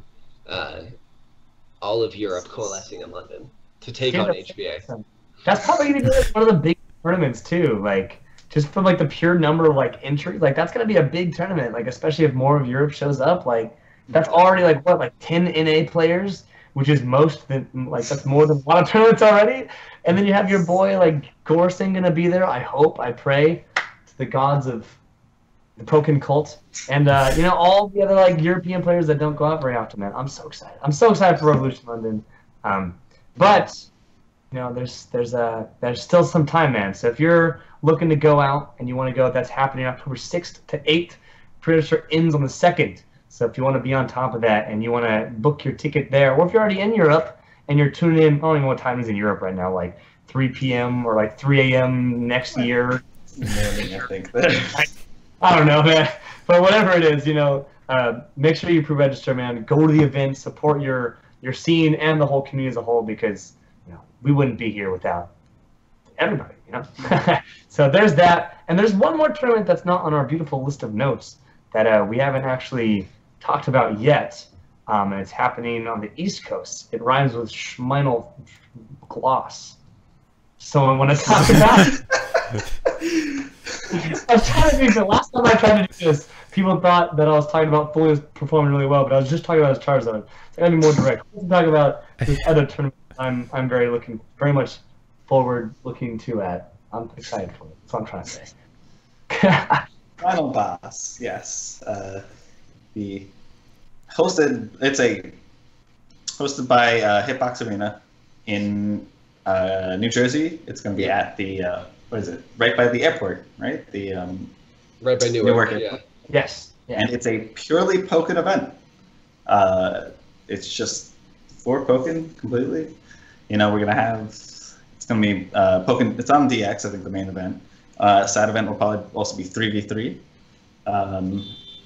which is like super exciting. I think the Evo pop bonus, or it might be Roxas pop bonus, is being split a little bit into both the singles and the 3v3 to really try and promote both of them. And there's plenty of people. I know there's a few people from Japan coming in. I don't have a list in front of me. I don't remember who exactly, but I know there's Uho, Zazel. I can't remember who the fourth person is. Yeah, I know there's for Rara. Oh, I mean that'd be awesome. I can't remember. There was like some murmurs, some whispers of Rara, and maybe a few other people, like specialty mains. Yeah. Or newer characters were coming over. And there's also some from EU also coming over. Really? Watsky, I know. I need to meet him. Watsky, I guess, actually isn't coming. Apparently. No! No, but Gintrax will be there. So Watsky was like almost. He was really thinking about it, and I think last I heard isn't able to make it happen. But Gintrax will be there. Okay. So that's exciting. exciting. You took my heart. You grabbed it. And you were like, here's your heart. I was excited to finally meet him too. You threw it in the trash, stepped on it, and disregarded it for the rest of his life. But anyway, yeah, that's sad. But Gintrax, man, I need to meet them. I need to meet him too, so I'm excited for that. But I might actually make my way. Sorry about the loud clap. It was necessary for dramatic reasons. But yeah, no, I'm gonna try my best to make it out there. But I'm very excited for that event. Roscoe, that's my dog's name. Roxo, very generous enough to help provide that pot bonus, and all of HBA for hosting the tournament. I know it's been in the works for a very long time. Also, Midori's coming, is what I'm hearing from HQ. Nice. So that's another phenomenal player coming out of region. So a lot of phenomenal players, a lot of cool people already there. Of course, the whole HBA team has made strides for the Pokken community. Ever since the weeklies a long time, they've been around for a long time. They know what they're doing. They're going to put on a good event. It's going to be seated well. There's going to be no hiccups. I can almost guarantee. Now I'm very excited for the event. I'm very excited to watch it. Everything. It's going to be hyped. So if you can, please, that's been happening in late October, I believe, in the 20th, right? So that event, yeah, October 22nd, I believe, and that's in the Northeast. And then really fast to plug one more event, because we have like endless weeks of Pokken. The week right after that in NorCal will be another all Pokken event called Burst Attack, hosted by the NorCal community. So if you want to attend a tournament, you have almost no excuse. We have like one in every region in the next month. So look it up. It's a good time to be a Pokken player. 28th to 29th is what I'm hearing. So that's that. Okay, so if you guys are interested in going to the event, like I've been saying it all day, so all of us have been saying it all day, man. Like this community is really what drives the community. So if you of course it makes sense, right? If you can go to the event, if it's possible for you, if you can make things happen, go and support the events, go and meet the community, go and talk to everybody. We're all pretty cool, except for this guy over here. I don't know what I'm pointing to. Maybe this is nobody. I think you're pointing. I think that's exactly. It's bad because all these guys are great. So everyone in the whole community is awesome, man. Like, come meet all the people, come play with everybody. It's gonna be a fun event no matter what. Go to all the events we've talked about already. You know, anything you can make it out to. I'd love to see you guys there if I'm going to be at one of the events. I'm sure speaking for everybody here. So please go. And with that, there's a few more topics we have here. It looks like I just cut my man Mins off right now. He went to talk and I just smacked him. What's up, man? I was just going to say, all of these events are part of something quite interesting and exciting. You sure? What is it called? Do you want me to say what it rhymes with? Because I can make that happen. Last time. So go ahead and tell us. And what is this? Right. What is events relate to? So all of these events are all part of the Pokken Arena Circuit, which is a very exciting thing, which is completely community-run circuit. And really any event from like a major big like 30, 50 man event to like 12 man locals, they can all be a part of it. It's like this big coalition or combination of a lot of people's efforts to just try and create like this community run big thing for the community by the community. Yeah, of course. That's the whole idea, right? Like that's what we look for. You can't always turn to the big guy upstairs. You know, Pokemon Company is as great as they are. Shouts to the Pokemon Company. They're not always going to be there, so we got to make things ourselves. And so, to everybody on the team, you know who you are. I almost don't. Like, there's so many people involved that, like, you know, I don't even have a list for you guys. So for everybody who was involved, you know, it extends past just the core people, but the whole community. You know, the fact that we're doing something like the Pokken Arena Circuit is awesome. And to clarify, the whole goal of the circuit is really to expand the community itself and to promote large attendance, to promote people to come through to all these major events. So we're almost like selecting specific events that we want people to go to, we want the community to be surrounded by, and we give you a reason to be there. So do you guys want to go into more detail on that one? On the sweet Pokken Arena Circuit, Season 1, as this beautiful Grassy is telling us. Yeah, be excited. If you're hosting an event, if you're part of an event, even if it's a local, you can apply on Smash GG to have it count as the Pokken Arena Circuit. It's truly intended to be inclusive of the entire community.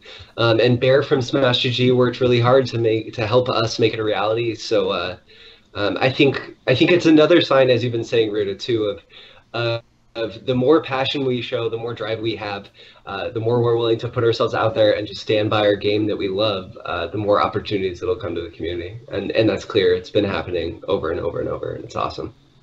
I'm glad you brought up Bear's names. I just want to say shout out to Bear definitely for helping out with this, because like people approached him and he was very helpful in helping to get this working and set it all up.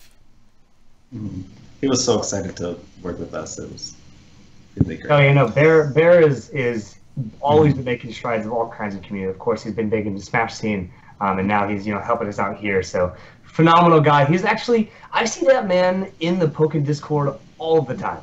I don't know which Pokken Discord it is. I think it's one of the corners. That man is like always talking, always communicating. Like he's just so he's so okay, and he wants to be here for us. He wants to be here with us, not even for us, with us, because he supports and sees our community and wants it to grow the same way we want it to. So love his interaction with us. I love the things he's doing for us, with us. And I think I speak for the whole community and for everyone here that it's just, we would not be accomplishing the things we're going to be accomplishing, the things we're accomplishing currently without all of your help. So thank you, my friend. Shout him out on Twitter if you guys feel like it. Say, Pokken community thanks you. I don't know. Put a cute little hashtag. All the kids are doing that as a day anyway. So, but anyway, yeah, shout out to Bear. Pokken Arena Circuit, again, such a cool thing. I'm very excited. And you guys, all the events we've listed, all this, right? Yeah, all the ones that we already talked about today are all included on that circuit. So if you'd like to start off your Pokken Arena Circuit experience, SCR is this weekend, man. I don't know if registers are done or not yet. I think you can still register. Maybe not. But if I'm pretty sure you still can. Yeah, there you go. So if you had nothing to do this Saturday and you feel like hopping on a plane and coming down to a beautiful Anaheim, Anacrime, California. Not safe, I promise. Tell your parents it's safe. I'm safe. Anaheim, California, man. We're going to be here. I'm going to be there. It'll be great. Same goes for all the other events we've already talked about today. And with that, there's one more thing that's community driven. That's pretty cool. I'm not going to do the rhyming thing again, you guys. Someone catch my drift here. You know what we're talking about. All right. So another project that you probably saw the first version of it on Twitter. It went around. Well, the update of the Pokken rankings is now live. I know this is the first time everyone's seeing the graphics and the actual rankings will be during this. So we're going to go over the 1.3 season of Pokken Tournament. So this is focusing on mostly US events. Take out my... Okay, that didn't work. Nice. All right, there we go. I was like, I had to click something else to make it work. All right, so basically how it works is it's a way of measuring based on set counts. Rankings factor in sets between people instead of tournament placings. So it's more important who you win or who you beat than like how you finish in a tournament, which gives a better idea of like your level compared to other players. Tournament placements, as they state for like the actual graphics later, are shown to like showcase the highlights of like someone's event. So like if someone won something, you know, it's a big deal, but it's not like factored super heavily versus who they beat to win that event. There's a lot of information. I think one of the biggest things is that the way to qualify was 3 US events. You needed to compete in 3 US events from the period of August 26th to August of last year to August 26th of this year. So that excludes Worlds 2016. Yeah. Pretty much everything after Worlds 2016 to Worlds 2017. There you go. And here on the screen, you can see all the events from last year and this year that qualified towards this. There's a lot. Yeah, there's quite exactly that many. It's expansive. And it's great. You see how many tournaments you could have attended. Now you're thinking, I can't attend 3 events, dude. Look how many events there are. Like, go to your events, my dudes. You will not regret it. Anyway, continue. That's the beautiful rankings. All right, so from 50 up to 41. So first we have Sundula from Tri-State, then the Muscle from NorCal at 49, Sid Fox from SoCal at 48, Fiora from Nebraska at 47, Every Damn Day from Tri-State 46, Wonder Chef from SoCal at 45, Nightshade from SoCal at 44, Cool Jake at 43 from Utah, UDL is at 42 from Texas, and 41st is Cloud from Tri-State. So any thoughts on like the first 10? My first thought is, I love the Muscle. He's like, that guy is the most animated dude. He's such a cool guy, super nice. Shout out to him. I think he just finished his Navy training, I want to say. What else? Yeah, he just did training for either the Navy or the Army. I can't remember. So shout out to that man. Super cool dude. I love watching that man's Machamp play. And also shout outs to all those SoCal cats that made the ranking. Those guys are good friends of mine, especially, well, I was going to say especially, but then I realized all 3 of them are good friends of mine. So shout out to those SoCal guys. Can't really speak much for the Tri-States, but I met Sundula, super cool guy, great Sceptile as well. All these cats. Always out there, man. One of my favorite memories from Worlds 2016 was the money matches in T-Lock's his room. Yeah. And the Muscle, he was just running a train. Everyone wanted to play, and he never lost. He was undefeated against every player. And all of Europe was like, I gotta play him. Yeah, and the Muscle was like, you guys are free. You guys are the worst. You guys are so easy. And he just like kept going. He was like, every time I talked to him about Europe, he was like, that night. Yeah, he's like, dude, Europe is so free. I love it, dude. So if you're here watching, or if you watch this later, just know that you're the best, man. I love that guy. He's so funny. Those are my thoughts on the top on the first 10. Okay. On to 31 through 40. At 40 we have T-Lock from SoCal. 39 is Mello from Nebraska. 38 is H2 from Ohio. 37 Kamal from Chicago. 36 Apple Boom from Tri-State. 35 Broccoli from Tri-State. 34 is Kino from Florida. Okay, South Florida specifically. 33 is Radis from North Carolina. 32nd is Mins from Tri-State. 31st is Super Turbo Ryan from SoCal.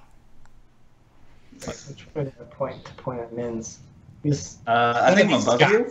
I think I'm above you. No, you're like to like the right now. I think I was diagonal. Yeah, you're over there. I don't know. I don't know. It's close enough. Either way, shout out to me. Yeah. I was playing McDareth the whole time. You're over there. Anyway. Yeah, man. Shout outs to all these guys. In the top 40 to 31. You know, it's a hard knock life up there, man. I know a lot of those guys, T-Lo specifically and Super Triple Ryan, they didn't have the opportunity to. Obviously I speak for them because those are my boys. They didn't have the opportunity to travel out as much. But dude, I love these rankings, man. They're actually pretty accurate. These guys are. Shout out to everyone who made this ranking, man. Yeah, these graphics are great. Yeah, I think who made the graphics, correct? Fumo did, yeah. And I'm impressed by the region diversity so far. 20 people, and we have like 9 or 10 different regions represented. I think that's really important and noteworthy. And so often people say that there's only a few strong regions in Pokken, and that's just not the case. Yeah, strong players all over the place.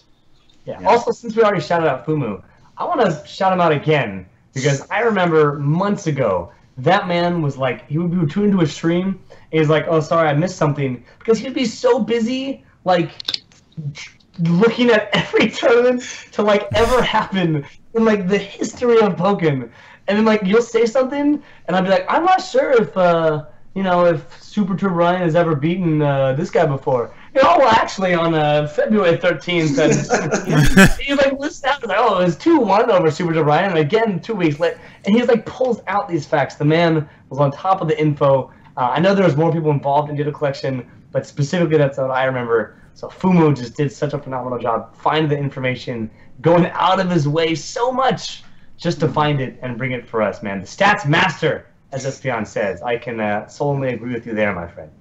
But anyway, as you were saying, yeah, the region diversity, I absolutely agree. Also, shouts to Mins, a boy, there too. You're doing good work, man. I'm there. He's up there. He's. I see you. Hopefully, I'll be able to go to a few more events this season, but we'll see. See, that's the motivation. Go to events and gain. I was gonna say elo. Gain rankings. Gain some Pokken rankings. There you go. Nice. All right, that's all I got for this set. Also, shout out to H2, my boy. Yo, shout out to H2, being such a good player and commentator. Dude, he's so good at everything. He's honestly, when I met him, I knew nothing about him. Like, I didn't know like he had any like connection with like anybody. Like, I believe he has another relative in the community. So you guys, yeah, exactly. But he's a big caster, and I love casting with the guy. He's probably one of my favorite people to cast with. I'm excited to see him again on Saturday, actually. Super modest, nice, smart man. Obviously, another good player. And the character dedication, what's the word for that? Character loyalty. Specialist? Loyalty, that's the word I was looking for. Yeah, Suku's best brother. That's it. I didn't want to say it without saying it because I was 99% sure I was right, but I don't look like an idiot. But I look like an idiot anyway, so that's fine. Yeah, so he character loyals to Gardevoir, man. He is always looking for Gardevoir tech. I've seen so many like cool tweets that he's posted of just like cool like some stuff, just like more stuff, always stuff about Gardevoir, a character that you see very little representation of. And he's here ranked 38 of all Pokken players in North America primarily. So congrats to him. Anyway, that's all I got for this little side here. Okay, on to. I gotta click it again. Okay. On to the 21 through 30. So at 30 we have TJ from Georgia. 29, I was gonna say where you're praising Mins, Burnside from Tri-State. I'm not even gonna try to point. I don't know where you are. This guy over here. 28 is also Oreo from Tri-State. 27 is Zyflare from NorCal. 26 is Gibbous from Texas. I'm just going to say Gibbous because his full thing is like pay to play with Gibbous, but it's Gibbous, okay. 25 is Shippo from Tri-State. 24 is Whitey White from Tri-State. 23rd is Matlock from Tri-State, and also the only Gengar on this list. 22nd is Sandman from Tri-State, and 21st is Thanks a Lot from Chicago. This is what you call the Tri-State slide. I think it's very... we were talking about diversity, and then it's just all Tri-State. Yeah, Burnside knew was coming, so it's like, crap, I better say this before the next slide happens. I love all the representation. Please don't go to the next slide. It's like, hey, welcome to Tri-State. Here we are. Give me. Oh, but apparently Sandman is actually New England. Either way, Tri-State. Oh. Yeah, man. I mean, all these players, I could talk about all kinds of cool sets that I've seen about all of these players. Except for, funny, that's not a word. Funny enough, the player that I've watched play the least, I'm saying words, Burnside. But Burnside, I'm sure you got the coolest gameplay of all the lands. Oh, I've suffered it in tournament. There you go. McDareth knows. But I want to point out one thing, is my boy Whitey White. The thing I can remember most vividly is his final round run, I believe taking like fourth or something. It was in top 8, yeah. Took out like Suicune Master to get into top 8. Took out like another top player. Dude, like, I think he beat Swillow, almost beat Swillow. Like, dude, shout outs to that man. Also, you know, one of the most entertaining, energetic casters on the planet right now, known for quite a few things, actually. You know, the classic Shippo yell, you know. Shout out to HBA representation here as well. I'm going to say, it's interesting for, maybe not so much thanks a lot, but definitely Givus. Like, CEO definitely played a good role for those two and their placings. Like, oh, yeah. Absolutely, man. Just had a lot of, yeah, definitely. Man, Burnside. I just remember, like, you at NEC, you're like, Hail Mary, Blizzard. Like, out of nowhere, won you that game. Oh, I actually 3 in a row, yeah. Yeah, 3 in a row, just Hail Marys. If it works. Different meta. You gotta, just like how you gotta be the risk, man, you gotta be the meta, alright? Let's take away anything from the stream. You gotta be the risk and you gotta be the meta. Don't forget, my friends. Because you'll never lose, man. That's it. Those are the 6 strats. Straight from Burnside. The man himself. Obviously, we haven't shouted him out yet specifically, but mad luck for being you know, the only Gengar here on the chart. I love watching Gengar players. And you know, just having that representation, mad luck. Super cool guy too. I got the fine pleasure of crashing with him over at final round. Super cool guy. Young. He's a lot younger than I thought he was. He's a solid Gengar player. So, there you go. Oh, and Zyflare! Don't even see Zyflare! That man is the tech lord, dude. He is always playing super generous for the Evo dives. Obviously, I don't want to just mention him for the money he donated, but you know, super generous in that sense, as well as he's generous with his information. He's always telling people about the game. He's working every stream, always giving information. Yeah, so rightfully so here, just outside of top 25, number 27 on the list. Zyflare, phenomenal player, and I expect him for the next season when we do this rankings again, which I'm assuming is happening. I expect that man to be on the up and comings. The legendary, he'll see you in 21 hits. You know, the legend himself. All right. okay, and now to the top 20. I was gonna do something else, so give me a second. We're gonna do something a little more interesting for these since we have them anyway.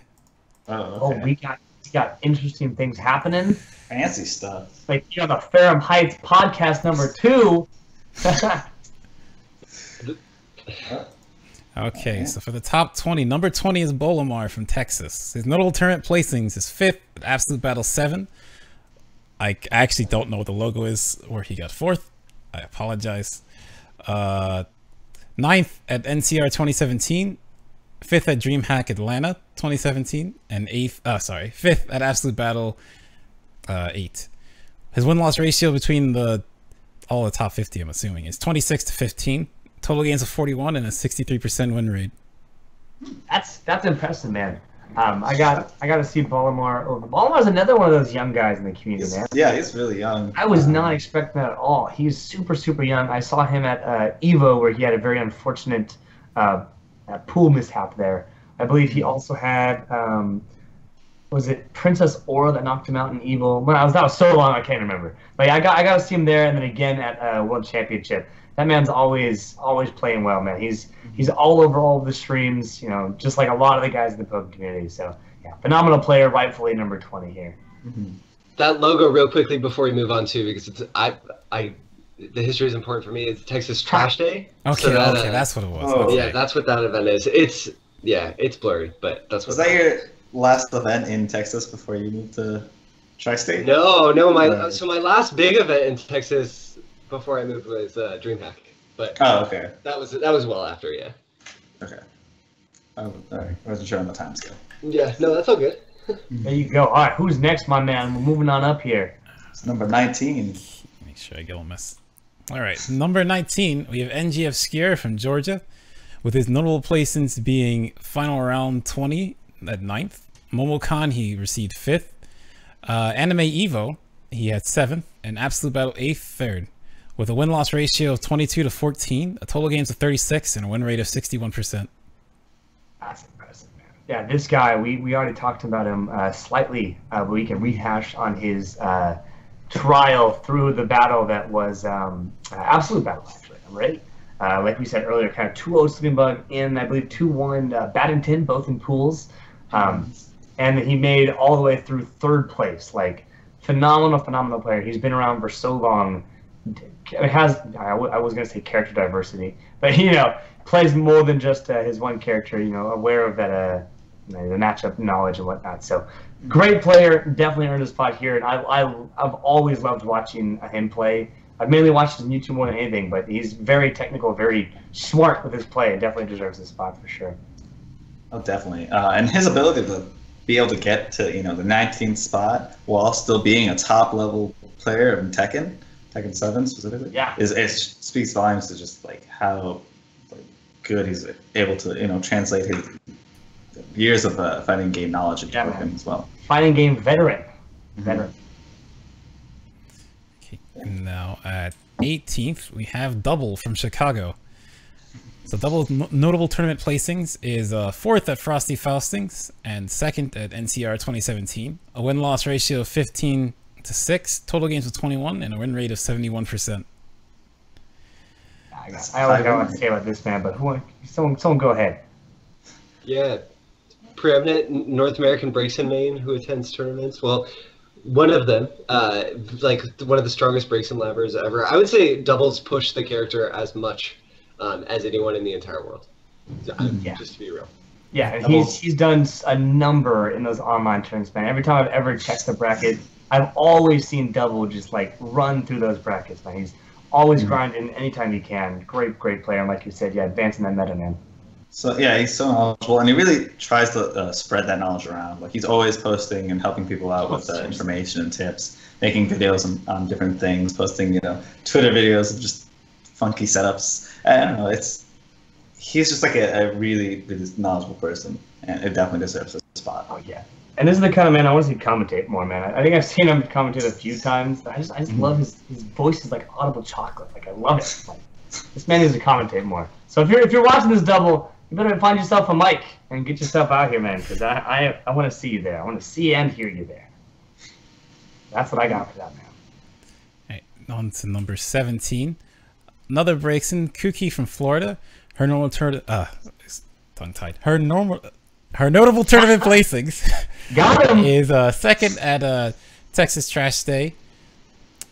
I don't know the second. Smash Conference. Oh yeah, okay. Oh yeah. That was the one that wasn't streamed, but it was still recorded. Yeah. So 2nd at Smash Conference, and 9th at CEO Gaming. This past CEO. Yes. So her win-loss ratio is 13-6, a total gains of 19, and a win rate of 68%. That's high.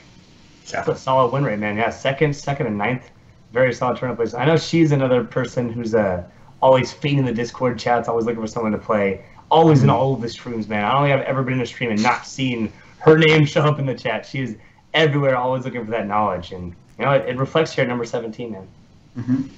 She definitely puts in the effort, puts in the work, and I mean, I feel like she's been to like a lot of events when she can. You know, I remember the first time I saw her was at Nationals 2016, and she was really good there.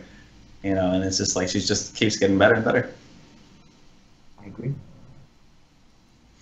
All right. Okay. Now, Moving on up. number 16 is Coach Steve from Tri-State.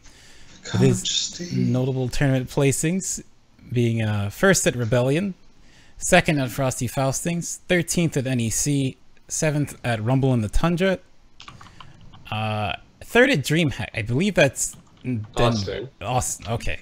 It's like the words are so tiny. I'm like, I'm trying to get this.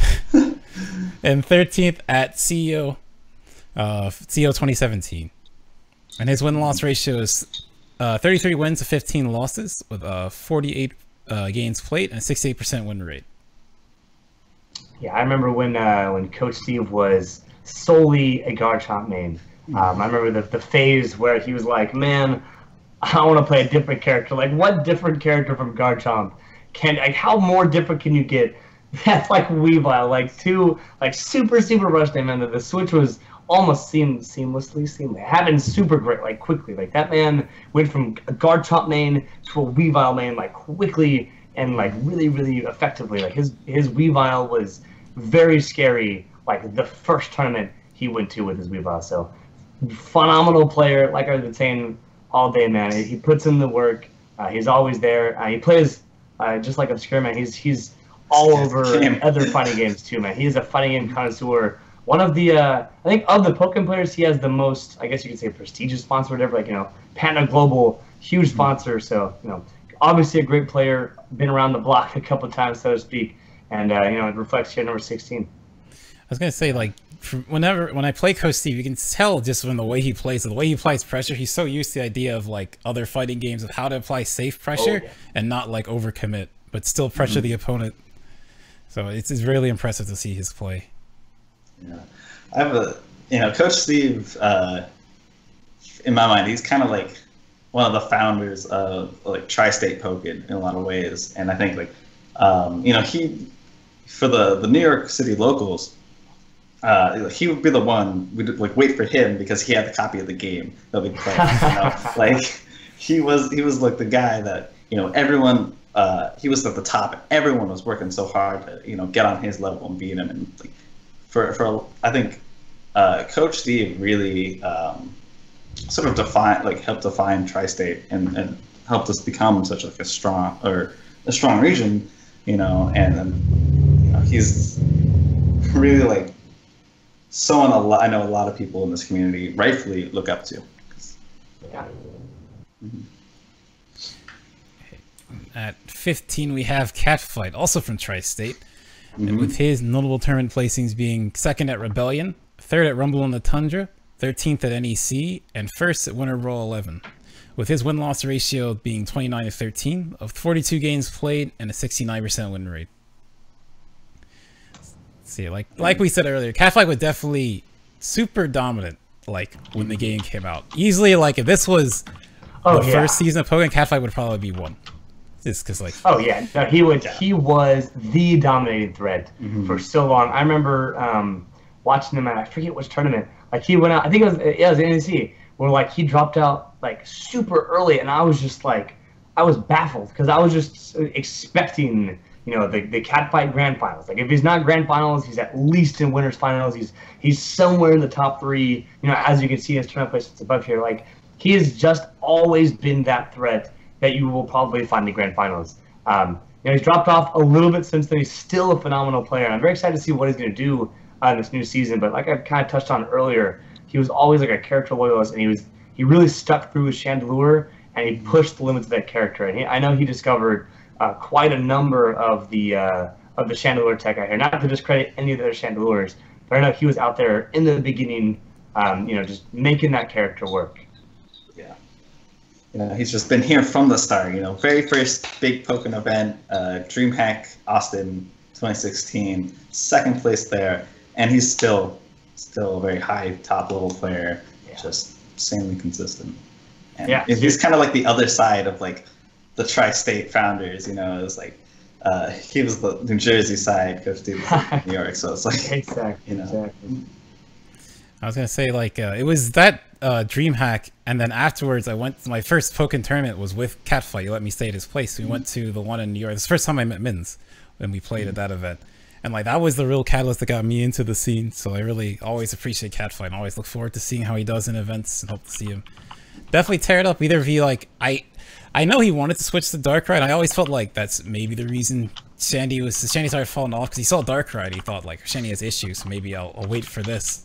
And it took so long, but now like with the change that Shandy got, he might do both. You never know. But we're going to find out, my friend.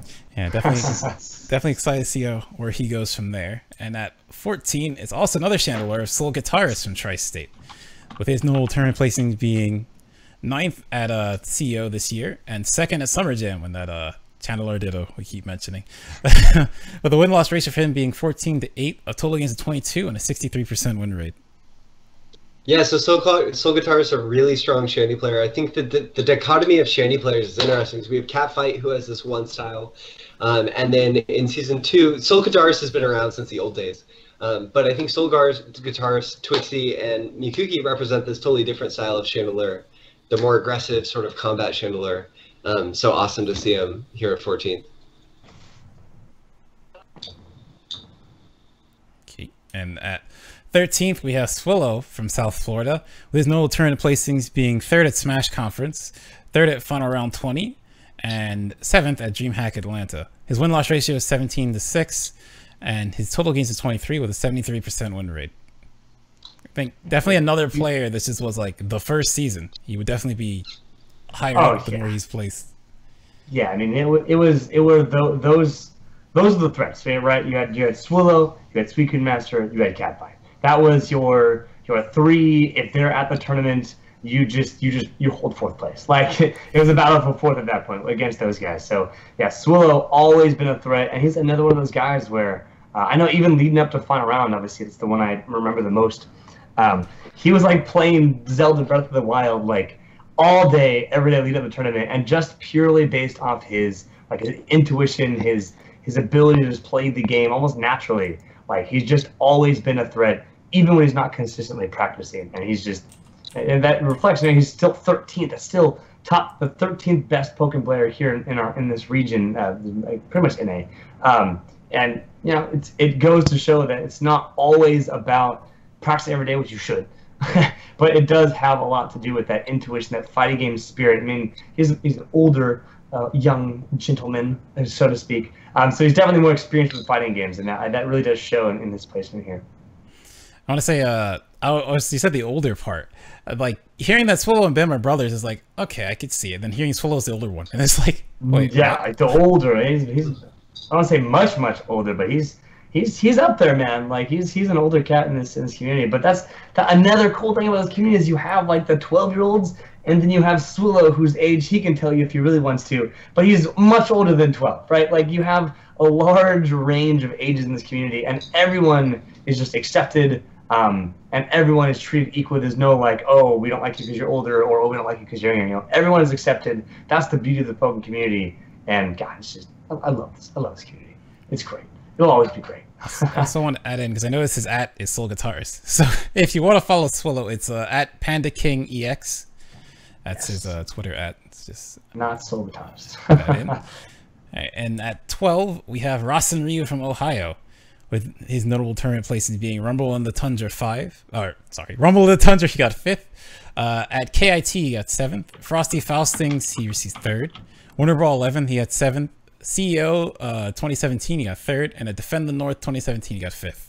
With win-loss ratio of 36 wins to 21 losses, 57 games played, and a win rate of 63%. Yeah, I got all kinds of stuff to say about this man. He's just a phenomenal player, really pushing the boundaries of his character. I know he came down to Wednesday Night Fights. I believe he took it. Kind of came out. No, he took 2nd. I believe to STR. But yeah, I mean, this guy, as you can see, he loves traveling out. He's always constant online. He plays a more unconventional character. And yeah, I mean, look at those tournament results. That's an incredible man. He's just phenomenal player all around, using a character that you don't really see a lot of representation of. Mm-hmm. Yeah, you said he travels out a lot. There's like at CEO we were joking. Tri-State was joking that Rasen Ryu was honoring Tri-State because he just travels to so many events. He's always at like the big Tri-State events, and just like a great guy to hang out with. Oh yeah, no, he's super nice too. Super kind. Like you would never know he's like a top player of any. He never gives up that vibe. Like he's just very down to earth, very modest, very cool guy. Usually rock him. I think it was a God of War hat. It was something God of War related. But either way, yeah, super cool guy. I think it's interesting with Rasen and the other God of War player we'll get to later being like this high up with a character everyone really does think struggles a lot. And like needs to really just put in the work to show that this character still has the ability to keep up with everyone else. And it's really impressive to see it. Yeah, absolutely. And at 11, we have Scats from Georgia, with his normal tournament placings being 4th at KIT, 1st at MomoCon, and 13th at CEO 2017. His win-loss ratio is 13-7. Total games played is 20, with a win rate of 65%. Yeah, Scats, man, he is, first of all, shout outs to him. He actually has, I don't know if anybody knows, he has a really big hand in this podcast. So shout outs to him to really driving and being kind of the motivating force behind this whole project in the first place. So little shout outs to behind the scenes Scats. And on top of that, he is a phenomenal player. I saw him at final round. Like he always has that role in the community. He's like the dad. He just like makes sure that things get done. Even at final round, like I'm pretty sure he dropped out of final round, or something happened to final. I don't remember what it was, but I know he either got knocked out or something. But he like stopped because the tournament, was run oddly, and so he really took a role in making sure the tournament was run very smoothly, and he took that out of his own personal time just because he wanted to see the event and the community, have something good. So shouts to him for all those things, as well as just being a phenomenal player. Charizard like that too. So. I always think like of the Charizard play, because I remember when the game came out, everyone thought Charizard was bad, and it was like really Cyberman and Scats were like the two, at least in NA, that like really showed what he could do. Oh yeah, absolutely, man. He's scary. He's that scary lizard thing. And Scats really, one impressive thing about Scats is it's tough, since NA got the game so much later, to have anyone in North America who plays an original character be able to say that they have discovered more combos, more of the tech, more nuance about their character than Japan. And Scats can say that. Scats knows more about Charizard than anyone else in the world, like without a question. The Japanese players look to Scats' combos to know the optimals, and that's cool. That's really cool, actually. I didn't know that. So you learn something new every day. Shouts to Scats, man. Yeah, it's put in so much work. Is it time, my friends, to breach into the top 10? Who are your top 10 best Pokken players? Find out next month. Tune in next month to the Pokken Cast number 3 to find out. Now, let's get into it, man. At number 10, we have Alistair from NorCal, with the Noble Tournament placings being 1st at Overheat, 3rd at NEC. I'm not sure the next logo. So that is Rewired. Okay. So 7th at Rewired, 3rd at NCR 2017, 3rd at the Anime Evo event, and 5th at Pokken World's Last Chance qualifiers. His win-loss ratio is 37-20, total gains is 57, and a win rate of 64%. Alistair, man, I have essays to say about this man. He is a phenomenal human being, a phenomenal player. He's been so present with not just the game, but with the community. He's done so many things to put Pokken on a pedestal. God, this man has been everywhere all the time. I have absolutely nothing but good things to say about him. He's one of my good friends in the Pokken community. Unfortunately, I haven't been here as much, so I haven't get to see as much of his beautiful face as I usually do. But yeah, Alistair has just always been here in the community, always making waves, always making sure that we get kind of the spotlight and the attention that we deserve, while also being a phenomenal player. To be honest, low-key, Alistair, I know you're hearing this. Like, in the beginning, I just didn't realize you were actually a good player. I knew your name well. Like, I heard your name all of the time. And I was like, oh, that's the Alistair guy. Like, everyone knows Alistair. But, like, I thought you were just, like, an overhyped dude. And you came down to, like, Overheat, and then you, like, won. And I was like, well, this guy's actually pretty good. And you kept, like, coming back and, like, winning more and more tournaments. So you really are showing that you're a top player, as well as being a driving force of the community. I don't think I'll ever be able to thank you enough for how much you've done for the community. And I think I can stand behind a lot of people and say that they feel the same way. So phenomenal guy, phenomenal efforts, phenomenal player. And, man, he's apparently you can't see him because he's also John Cena. So that's oh, okay. You know what they said? Well, what can you really say? Disney Channel said it best. Alistair's the best Pokken player in the world. He's the only Pokken player to be on on Disney XD, on live television.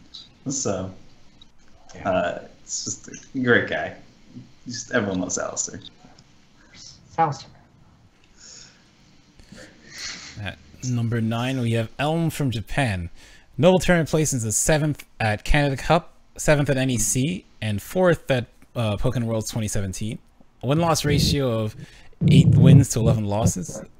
29 total games and a win rate of 62%. So the interesting thing with Elm is he's the only non-American representative on the top 50, because for this list you had to come to 3 US events to qualify. So Elm did that and placed well at, like, got the wins he needed to qualify in at 9th. There you go. Yeah. Yep. Azazel had only been to 2 events, which is yeah, he was why he's not on this list. Yeah. Which is why I have been saying this kind of the rest. I said it a few times already. Like, shout outs to the Pokemon Company, not in the meaty way, but like in a way that, like, you know, we do get to see these Japanese players come down to America, because otherwise it is hard for them to, you know, travel out on their own out of pocket. And so providing outlets for them to be able to come down, and then you have players like Elm who choose to come out also on their own wish, to support more events at Pokemon. I think it's really, really cool. So it's what a wonderful thing the Pokemon community and the company is allowing us to do by providing these outlets for, you know, international players to come and play with us here in America. It doesn't happen very often, and when it does, it's just always such a pleasure. I have to clarify. I said US, I meant North American events, because Canada Cup obviously is in Canada. But all right, there you go. Yes. North America. Okay. Yeah. But still, either way, everything we all said still applies. And congrats to Elm for making it here number 9 on our on the NA PR, to say the least. And coming at number 8 is Ouroboros from Georgia, with his normal tournament placings being 2nd at Rewired, 7th at NEC, 2nd at KIT, 7th at Final Round 20, 7th at DreamHack Atlanta, and 3rd at Momocon. A win-loss ratio of 30 to 16, total games 46, and a win rate of 65%. Ouroboros, man, this guy, I love this guy. He's a Pantene model. Best. He's like super nice guy, super modest. Plays characters you would never like. If you look at a guy like Oro, you would never be like, that guy probably plays Machamp. Like, you wouldn't. Like, not in a bad or a weird way. Not like you just wouldn't expect. He's super quiet, super like kind of to himself. But you know, when he opens up, he's super nice, super great guy, and a phenomenal player, man. He's another one of those guys that, like, especially early on, he was like a super huge threat. Everyone was always worried about Ouroboros, you know, wherever he showed up, and he still is, man. As you can see right here, and those are super, super impressive placements. Like top 8 of so many big tournaments, and top 3 of 3 big tournaments. So it's like, man, Ouroboros, phenomenal player, phenomenal human being, and God, his hair is beautiful. It's beautiful. It's beautiful. Amazing. And Oro really one of a small class of like 5 to 7 people in North America who are willing to and have wanted to and have made a conscious effort to push the counterpick meta, which I think he deserves a shout out for. We see 2 characters here, but Ouroboros plays like 7 characters, and I'm excited to see if that trend continues in DX. There you go. I know I definitely saw that Blaziken at Pokemon Worlds. I was not expecting that. Alright. Same. And at 7, speaking of Blaziken, is Bad Intent from NorCal. With his normal tournament, I did it again. His notable tournament placings being 2nd at Absolute Battle 7, 4th at NEC, 5th at Winter Brawl 11, 7th at NCR 2017, 7th at DreamHack Atlanta, and 4th at Absolute Battle 8th. A win-loss ratio of 35 to 15, total gains of 50, and win rate of 70%, and he's the only Blaziken within the top 50. Yes, Bad Intent, man. He is another one of those guys that, I mean, as you can see kind of above with all the tournaments he's been to, but he travels, man. He would get on like a 9-hour bus ride. He did it 3 times to come down, maybe even 4 times to come down to SoCal. I'm not saying that no one else does this. Like other NorCal players there too, but Bad Intent specifically came down to SoCal just to come to our locals, just to play with us, you know, just to experience the scene as a whole, and it shows, man, like players that do that, players that go around playing with more people, playing all these guys, traveling out, they get results like this, man. Very, very impressive. Playing the what character, which is just, I love watching Blaziken as spammy as people call him or whatever, dude. I love watching it. It's just super flashy, super fun character. And I love, and I've seen Badminton here in the spotlight, number 7. I've known him. He was actually the first out of SoCal player that I ever got to meet within the Pokken community. So shout outs to this man, phenomenal player, a really cool guy as well. I know he streams a lot, so catch him there, and he makes a lot of videos. I think he was really the first person to like go out of his way to break down advanced guides to a character. He did that with Blaziken a while. I don't know if he was the first, but I know he was one of the first to do it, and he just kept the content coming. Really, really keen on making that content and making his character known. Just very, very great guy all around. I was gonna say, like Badminton definitely, like all the people in Pokemon, one of the people I probably know. I'm trying to say this, but he's one of the ones I probably know the best, and like just really, really smart player in terms of like thinking about to approach different matchups, thinking about how neutral should work, evaluating his options, and like as you said with his video series, I mentioned he just released a series basically guided towards introducing people into Pokken and how to learn and how to like learn how different mechanics work, phases, and things like that, which is up. So if you're new to this scene, definitely check out his Twitter and his YouTube for those content. Absolutely. Coming in at number 6, we have Roxo from Tri-State. Notable tournament placings. I need help on this one, Burnside. Won at Guts Games Underground Expo. Thank you. So first place at Guts, 5th at NEC, 3rd at KIT, 5th at CEO 2017, 2nd at Defend the North 2017, and 5th at Absolute Battle 8, with a win-loss ratio of 51 to 27, total games played of 78, and a win rate of 65%. Yeah, Roxo, another one of those players. Go ahead, Burnside. Well, I was just saying, obviously, Roxo, you know, I think that, so Badminton is the preeminent Blaziken main, but Roxo also plays Blaziken, played him in a lot of these tournaments, and I think one thing that's so impressive about Roxo is he can translate his game plan so well no matter who he's playing. He adjusts really quickly, and Roxo, you know, Garchomp developed in a really specific way in the first season, and Roxo said, "That's great. That's a way you can play this character. I want to play in this different way. I think he's going to be great that way, and I'm going to show that I can get results with him that way." And has done excellent things with the character. Yeah, and I think of Roxo as like he's like the mafia man of the community. Like this man is never afraid to just like throw money at money matches. This man's just like never afraid, like period. Like he plays Garchomp and all he does is get you into a corner crying like a baby and then just 50-50s you until he wins the game. Like that's just like the style that is Roxo, the dominating mafia man who gets you in a corner. You know, he's just such a cool guy too. And I know like my most vivid memory of Roxo is him and Angel, I believe, Angel Darksong. They went to they did like a $500 or a $50, I can't remember, it was a $500 or $50 money match at final round just for like no reason. Like Angel was like, yeah, I got a bunch of money in my pocket, and Rox was like, yo, me too. And it's just like a money match. And like they just didn't care. It was like a 1st to 10 like the entire time. Even if he was losing, he was just trash talking. Like but in good taste. And he's just like super great guy, very like adamant like about everything. Phenomenal player. So he backs up all what he says with results, as you can see here. And yeah, he's just I love his whole attitude and demeanor towards the game. He's just very like, I'm better than you and I'm gonna show you like right now. Like that's really funny that like that's your view of him, because from like my experiences with Roxo, he's just like almost like the lovable dad. Like he'll drive everyone in New York City to, you know, events like all the and whatnot in New Jersey. And like he's just like this like, you know, he says it's like Roxo the Savage, but he's just like a real nice guy. Oh yeah, no, outside of Pokken, he's for sure a nice guy. Like, but when he's talking about his skill, funny. Yeah. In the game, he's the Savage. Outside, he's dad. Roxo the dad outside, Roxo the Savage inside, or the Mafia man, whatever you choose. Shout out to everyone using the sweet Roxo emotes in the chat right now. Yeah. It's beautiful. It's beautiful.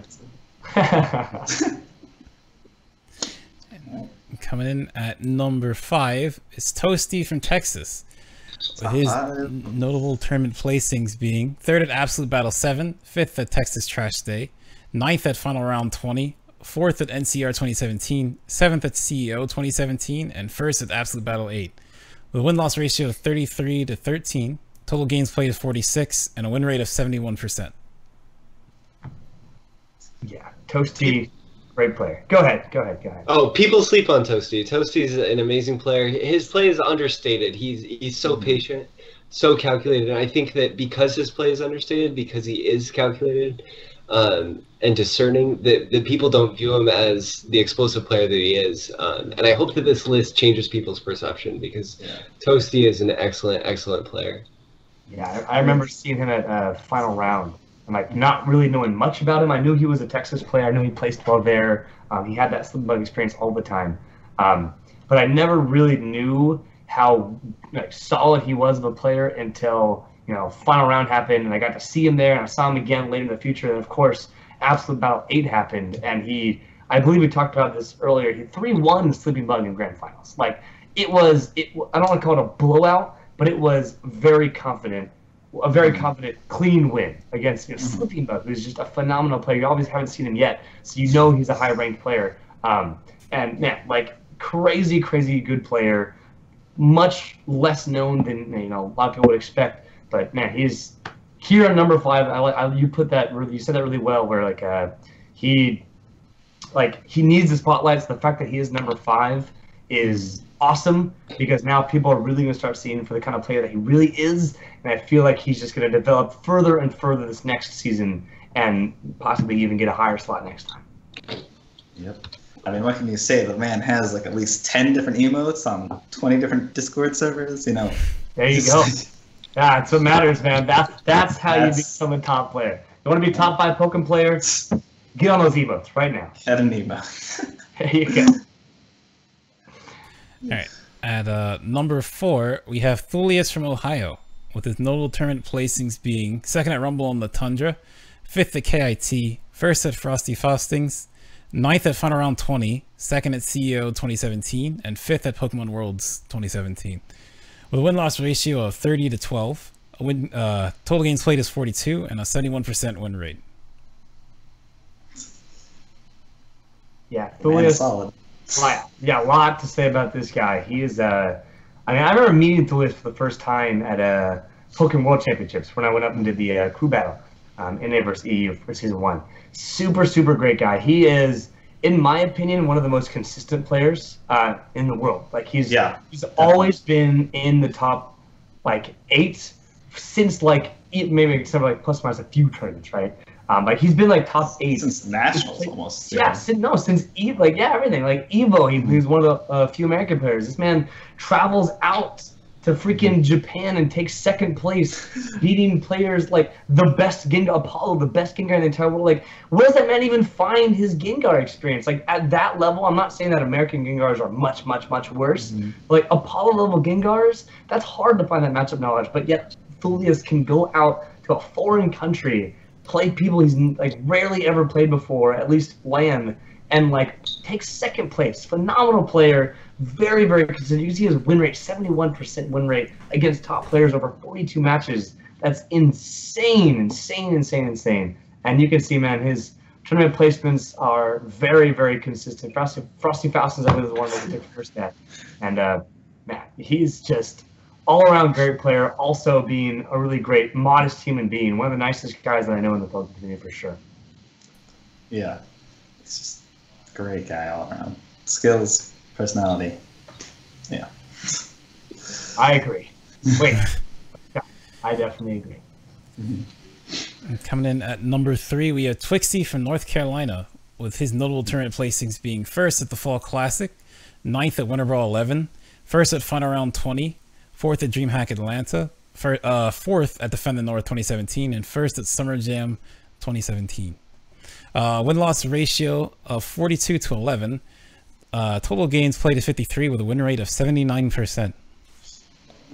Here's the thing about Twixty too that sets him apart from everyone else on this list is Twixty did not pick up the game when the game started, right? So Twixty came later, and the thing that's so impressive about Twixty is here he is at number 3.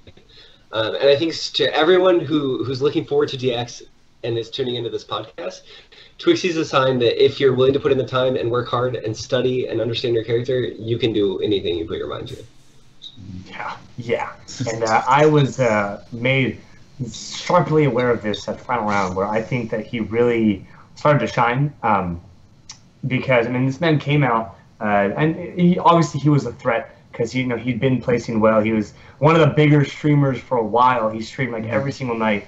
I don't know if he's still doing that, to be honest. I hope he is, because that man, I love watching his streams, love tuning in. He's very knowledgeable, very smart, very modest. But really in final round where he took first all the way through winners. He didn't drop a single set. I don't even believe there was a reset. Just all around great player. And again, playing a character that people just don't think is as viable anymore. But he's showing you that they absolutely is. And the coolest thing about watching him play is that like he has a lot of shutouts because his play style is crazy. Like, he's really good at not letting you touch him at all. Like, it's crazy. This man's defense is just so phenomenal. And I mean, you can see all those first place placements, and it's just yeah, like this guy came out of nowhere, like Burnside said, and it's just a perfect example. Perfect example. If you want to play this game, you want to pick it up at a competitive level, Twixie's number 3, man. That's all I gotta say. Twixie's number 3. And now, down to the final 2. So coming in at number 2 is Suicune Master from South Florida.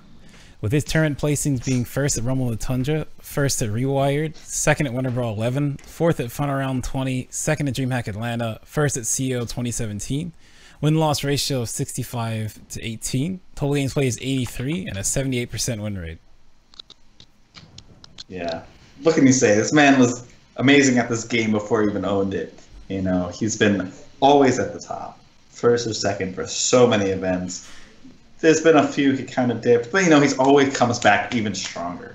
Like, this man is incredibly consistent, and he's been able to branch out from his original main Suicune into Lucario and Sceptile as well. He's just a phenomenal player. Definitely deserves number 2. He's the kind of guy that I remember would always talk about how he's going to quit the game and he's not playing anymore and he's tired of it. But, like, low-key, like, the man loves the game. The man has been playing. He does play a lot, obviously. He has all these characters. And he's, like, we've kind of said throughout the whole podcast at this point, like, he's just a very consistent threat, and he's been here all the time. He's been number 1 since pretty much game release. And now he's, just because of, like, some minor inconsistencies with placements, just barely dropping down to second here. So I want to like highlight how close it was between first and second, man. Like, I think all of you guys know who's up right above him, but man, it was so close. There's just these very small tournaments where you just he went 0-2 at World. I don't even know if Worlds was kind of included here, but either way, like 26-17 it is. Yeah. Yeah, there you go. So it's like just very small things. And man, if you had placed a little bit better in those tournaments, could have been just a little bit higher, maybe take that first spot. So being second does not take anything away from this man. He is still one of our best players. And if he's up against any of the top 5, it's more often than not I would probably be pulling for Suicune Master just because he is when he's playing at his best, super consistent in game, and it's just a pleasure to watch this man play any of his characters as well. All right. And then finally, coming in at number 1 is Slipping Bug from Texas. Slipping Bug, that still gets me. And here's a notable tournament placements. He's first at Absolute Battle 7, first at Texas Trash Day, first at KIT, first at NCR 2017, first at DreamHack Atlanta, fourth at CEO 2017. Win-loss of 49 wins to 11 losses, 60 total games played, and a win rate of 81%. He's the only player to cross into 80% win rate. That's insane. So the DreamHack is actually DreamHack Austin. Oh, and my Austin. favorite. I think we could all go on and on about Slipping Bug's play. And the reason why I wanted to point that out, McDareth, too, about it being Austin is because I think Slipping Bug is so representative of so many of the people who are on the top 10 of this list. Suicune Master aside, so many of the people in the top 10 were around in Season 1. Slipping Bug was at DreamHack Austin 2016, didn't make top 8, and here he is, the most dominant player in North America. This list, the top 10 and beyond, is really defined by people who were passionate about the game and then pushed it even harder. Yeah, no kidding. Yeah, that's kind of key through all of the players, and And I've only had a few experiences with Slipping Bug, and I mean, any time I've ever had the fine pleasure of talking to him and meeting him, it's always been phenomenal. Like, I met the guy, and he was like trying to find the door to get into NCL. Like, he was just trying to find the stream station. And he's like, I can't, I don't know where I am. And I'm like, are you Slipping Bug? He's like, oh, hey, Ruda. And it's just like the most like casual, like, oh, hey, bud, how's it going? Like, he's just like that. You know, he's walking around. He's super, super cool, super calm guy. And just a phenomenal player. I don't think he's here right now, but Super Turbo Ryan, we literally talked about him so long ago, like in the very beginning of Pokken. And Ryan was like, dude, like, Slippy Bug is the best player in the world. Like, man, like, he's the best player in America. Like, his Libre is ridiculous. Libre is a phenomenal character. People don't know this yet, but like, Slippy Bug is one of the best players in the world and definitely in North America. And like, honestly, I didn't like think anything of it. I was like, okay, yeah, sure. He was just saying that because he played a bunch of online games with him or something. But like, no, man, he has time and time again just showed us exactly why he's #1. And I mean, look, obviously by far the most impressive placements of anybody on the list. I mean, rightfully so. And he is phenomenal. He taught me pretty much a lot of what I know about my Pikachu, which isn't a lot. But you know, he's always willing to like reach out and help other people. And that man has so many recorded first to 5 sets online with like every player in the world. Like, people that don't even play the game, he probably has a best of 5 set with like everybody, man. It's crazy. So shout outs to him for the strides he's made for the community and for being #1. Congratulations to that. And I just look forward to seeing you this weekend at SCR, which you guys should all tune in for. Because, you know, I don't expect his trend to first placements to stop anywhere soon. And with that, that is the entire #1 through 50. So what do you guys think in general? Yeah, you heard what I thought, so let's hear what you guys think. First, I wanted to say, even if we didn't, specifically shout you out, you guys are still amazing. You still got on the top 50. It's a great accomplishment. Congratulations to all of you. And we can only get through so many people in this amount of time. But this is like really great accomplishment if you're able to get on this. And if you're not, it's probably going to happen again for next season. And go to your events. You just gotta keep going. You never know. Slippin' Bug before Evo wasn't really like at that high a level, but after Evo, there's just something that clicked with him, and he improved so rapidly, and is now #1. Like, you can improve. Like, improvement is always possible, I think.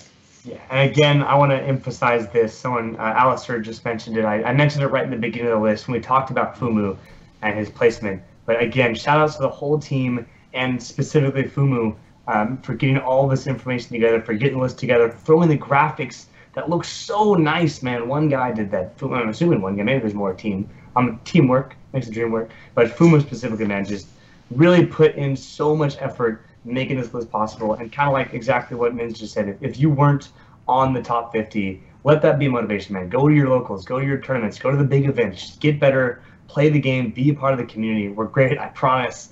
And just let it motivate you, man. Look for that, reach for that top 50, reach for that top 10, man. Like, look at Twixie, look at Slippy Bug. Guys that weren't, ever to be slightly considered top 50 a year ago are now top 5. What, Twixie's third, 5 or 6? Twixie's third. Yeah. Slippy Bug's first. Dude, those guys are the two of the newest players to ever be in Pokken, and they're numbers 1 and 3. Like, let that motivate you. Let that be an example. And man, I got nothing much else to say. These guys, everyone here, phenomenal. The whole community's great, and that's all I got. What do you got?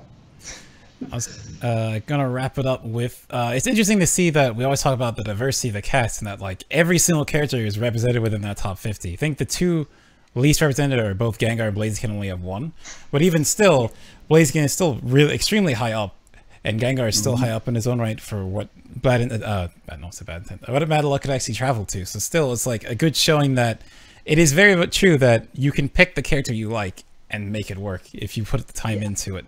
I also want to say that if you missed us going through the top 50, this was like the first showing of it, but it's going to be live very soon, if Just What Already hasn't put up yet.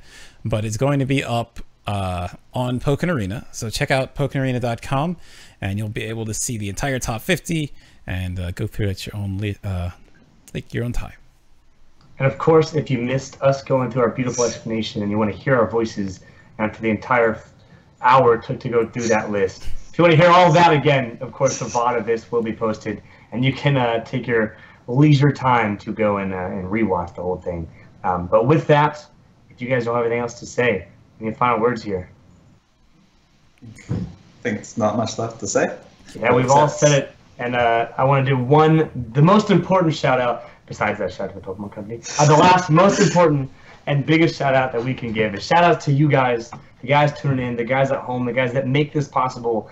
Everything we've really talked about today was all community driven. The fact that we have this series, the fact that we have the rankings, like we kind of talked about this earlier before the stream started, like in other games, not to put them down, like it took a whole company, Panda Global, to create a top 50 list for Smash, but yet our community wanted it so bad, a couple people banded together, which banded together a couple more people, which banded together a couple more people, and now we have an entire list and ranking system of top 50 players. It took a lot of time and effort to design and create. So just with that one example alone, the community, you guys are phenomenal. Like, I would not be here without you guys for sure. And just the amount of work and effort we put into this game, into this community, would all be for nothing if you guys weren't at home watching right now, or at work, watching at work. I respect that too. So that's all I got. So thanks again, everybody, for tuning in. This has been the second podcast of the Ferrum Heights Stadium Pokken podcast. That was all backwards, but who cares? Because thank you so much for tuning in. I've been Rudafuda. If you want to follow any of us individually on Twitter, you can find that information. I'm at Rudafuda, and I'm sure these guys all know their Twitters. I'm at Min's Pokken. I'm at McDareth. And I'm at Burnside BH. There you are, my friend. So if you want to follow us, we're going to be here every single month for this Ferrum Heights Pokken podcast. For all you guys that are just now tuning in and missing the whole thing, the VOD, again, will be posted. And that's all the information I got. Remember to go to your locals, tune into SCR, tune into all the events. And again, thank you, everybody, for tuning in and watching. And we will see you next month.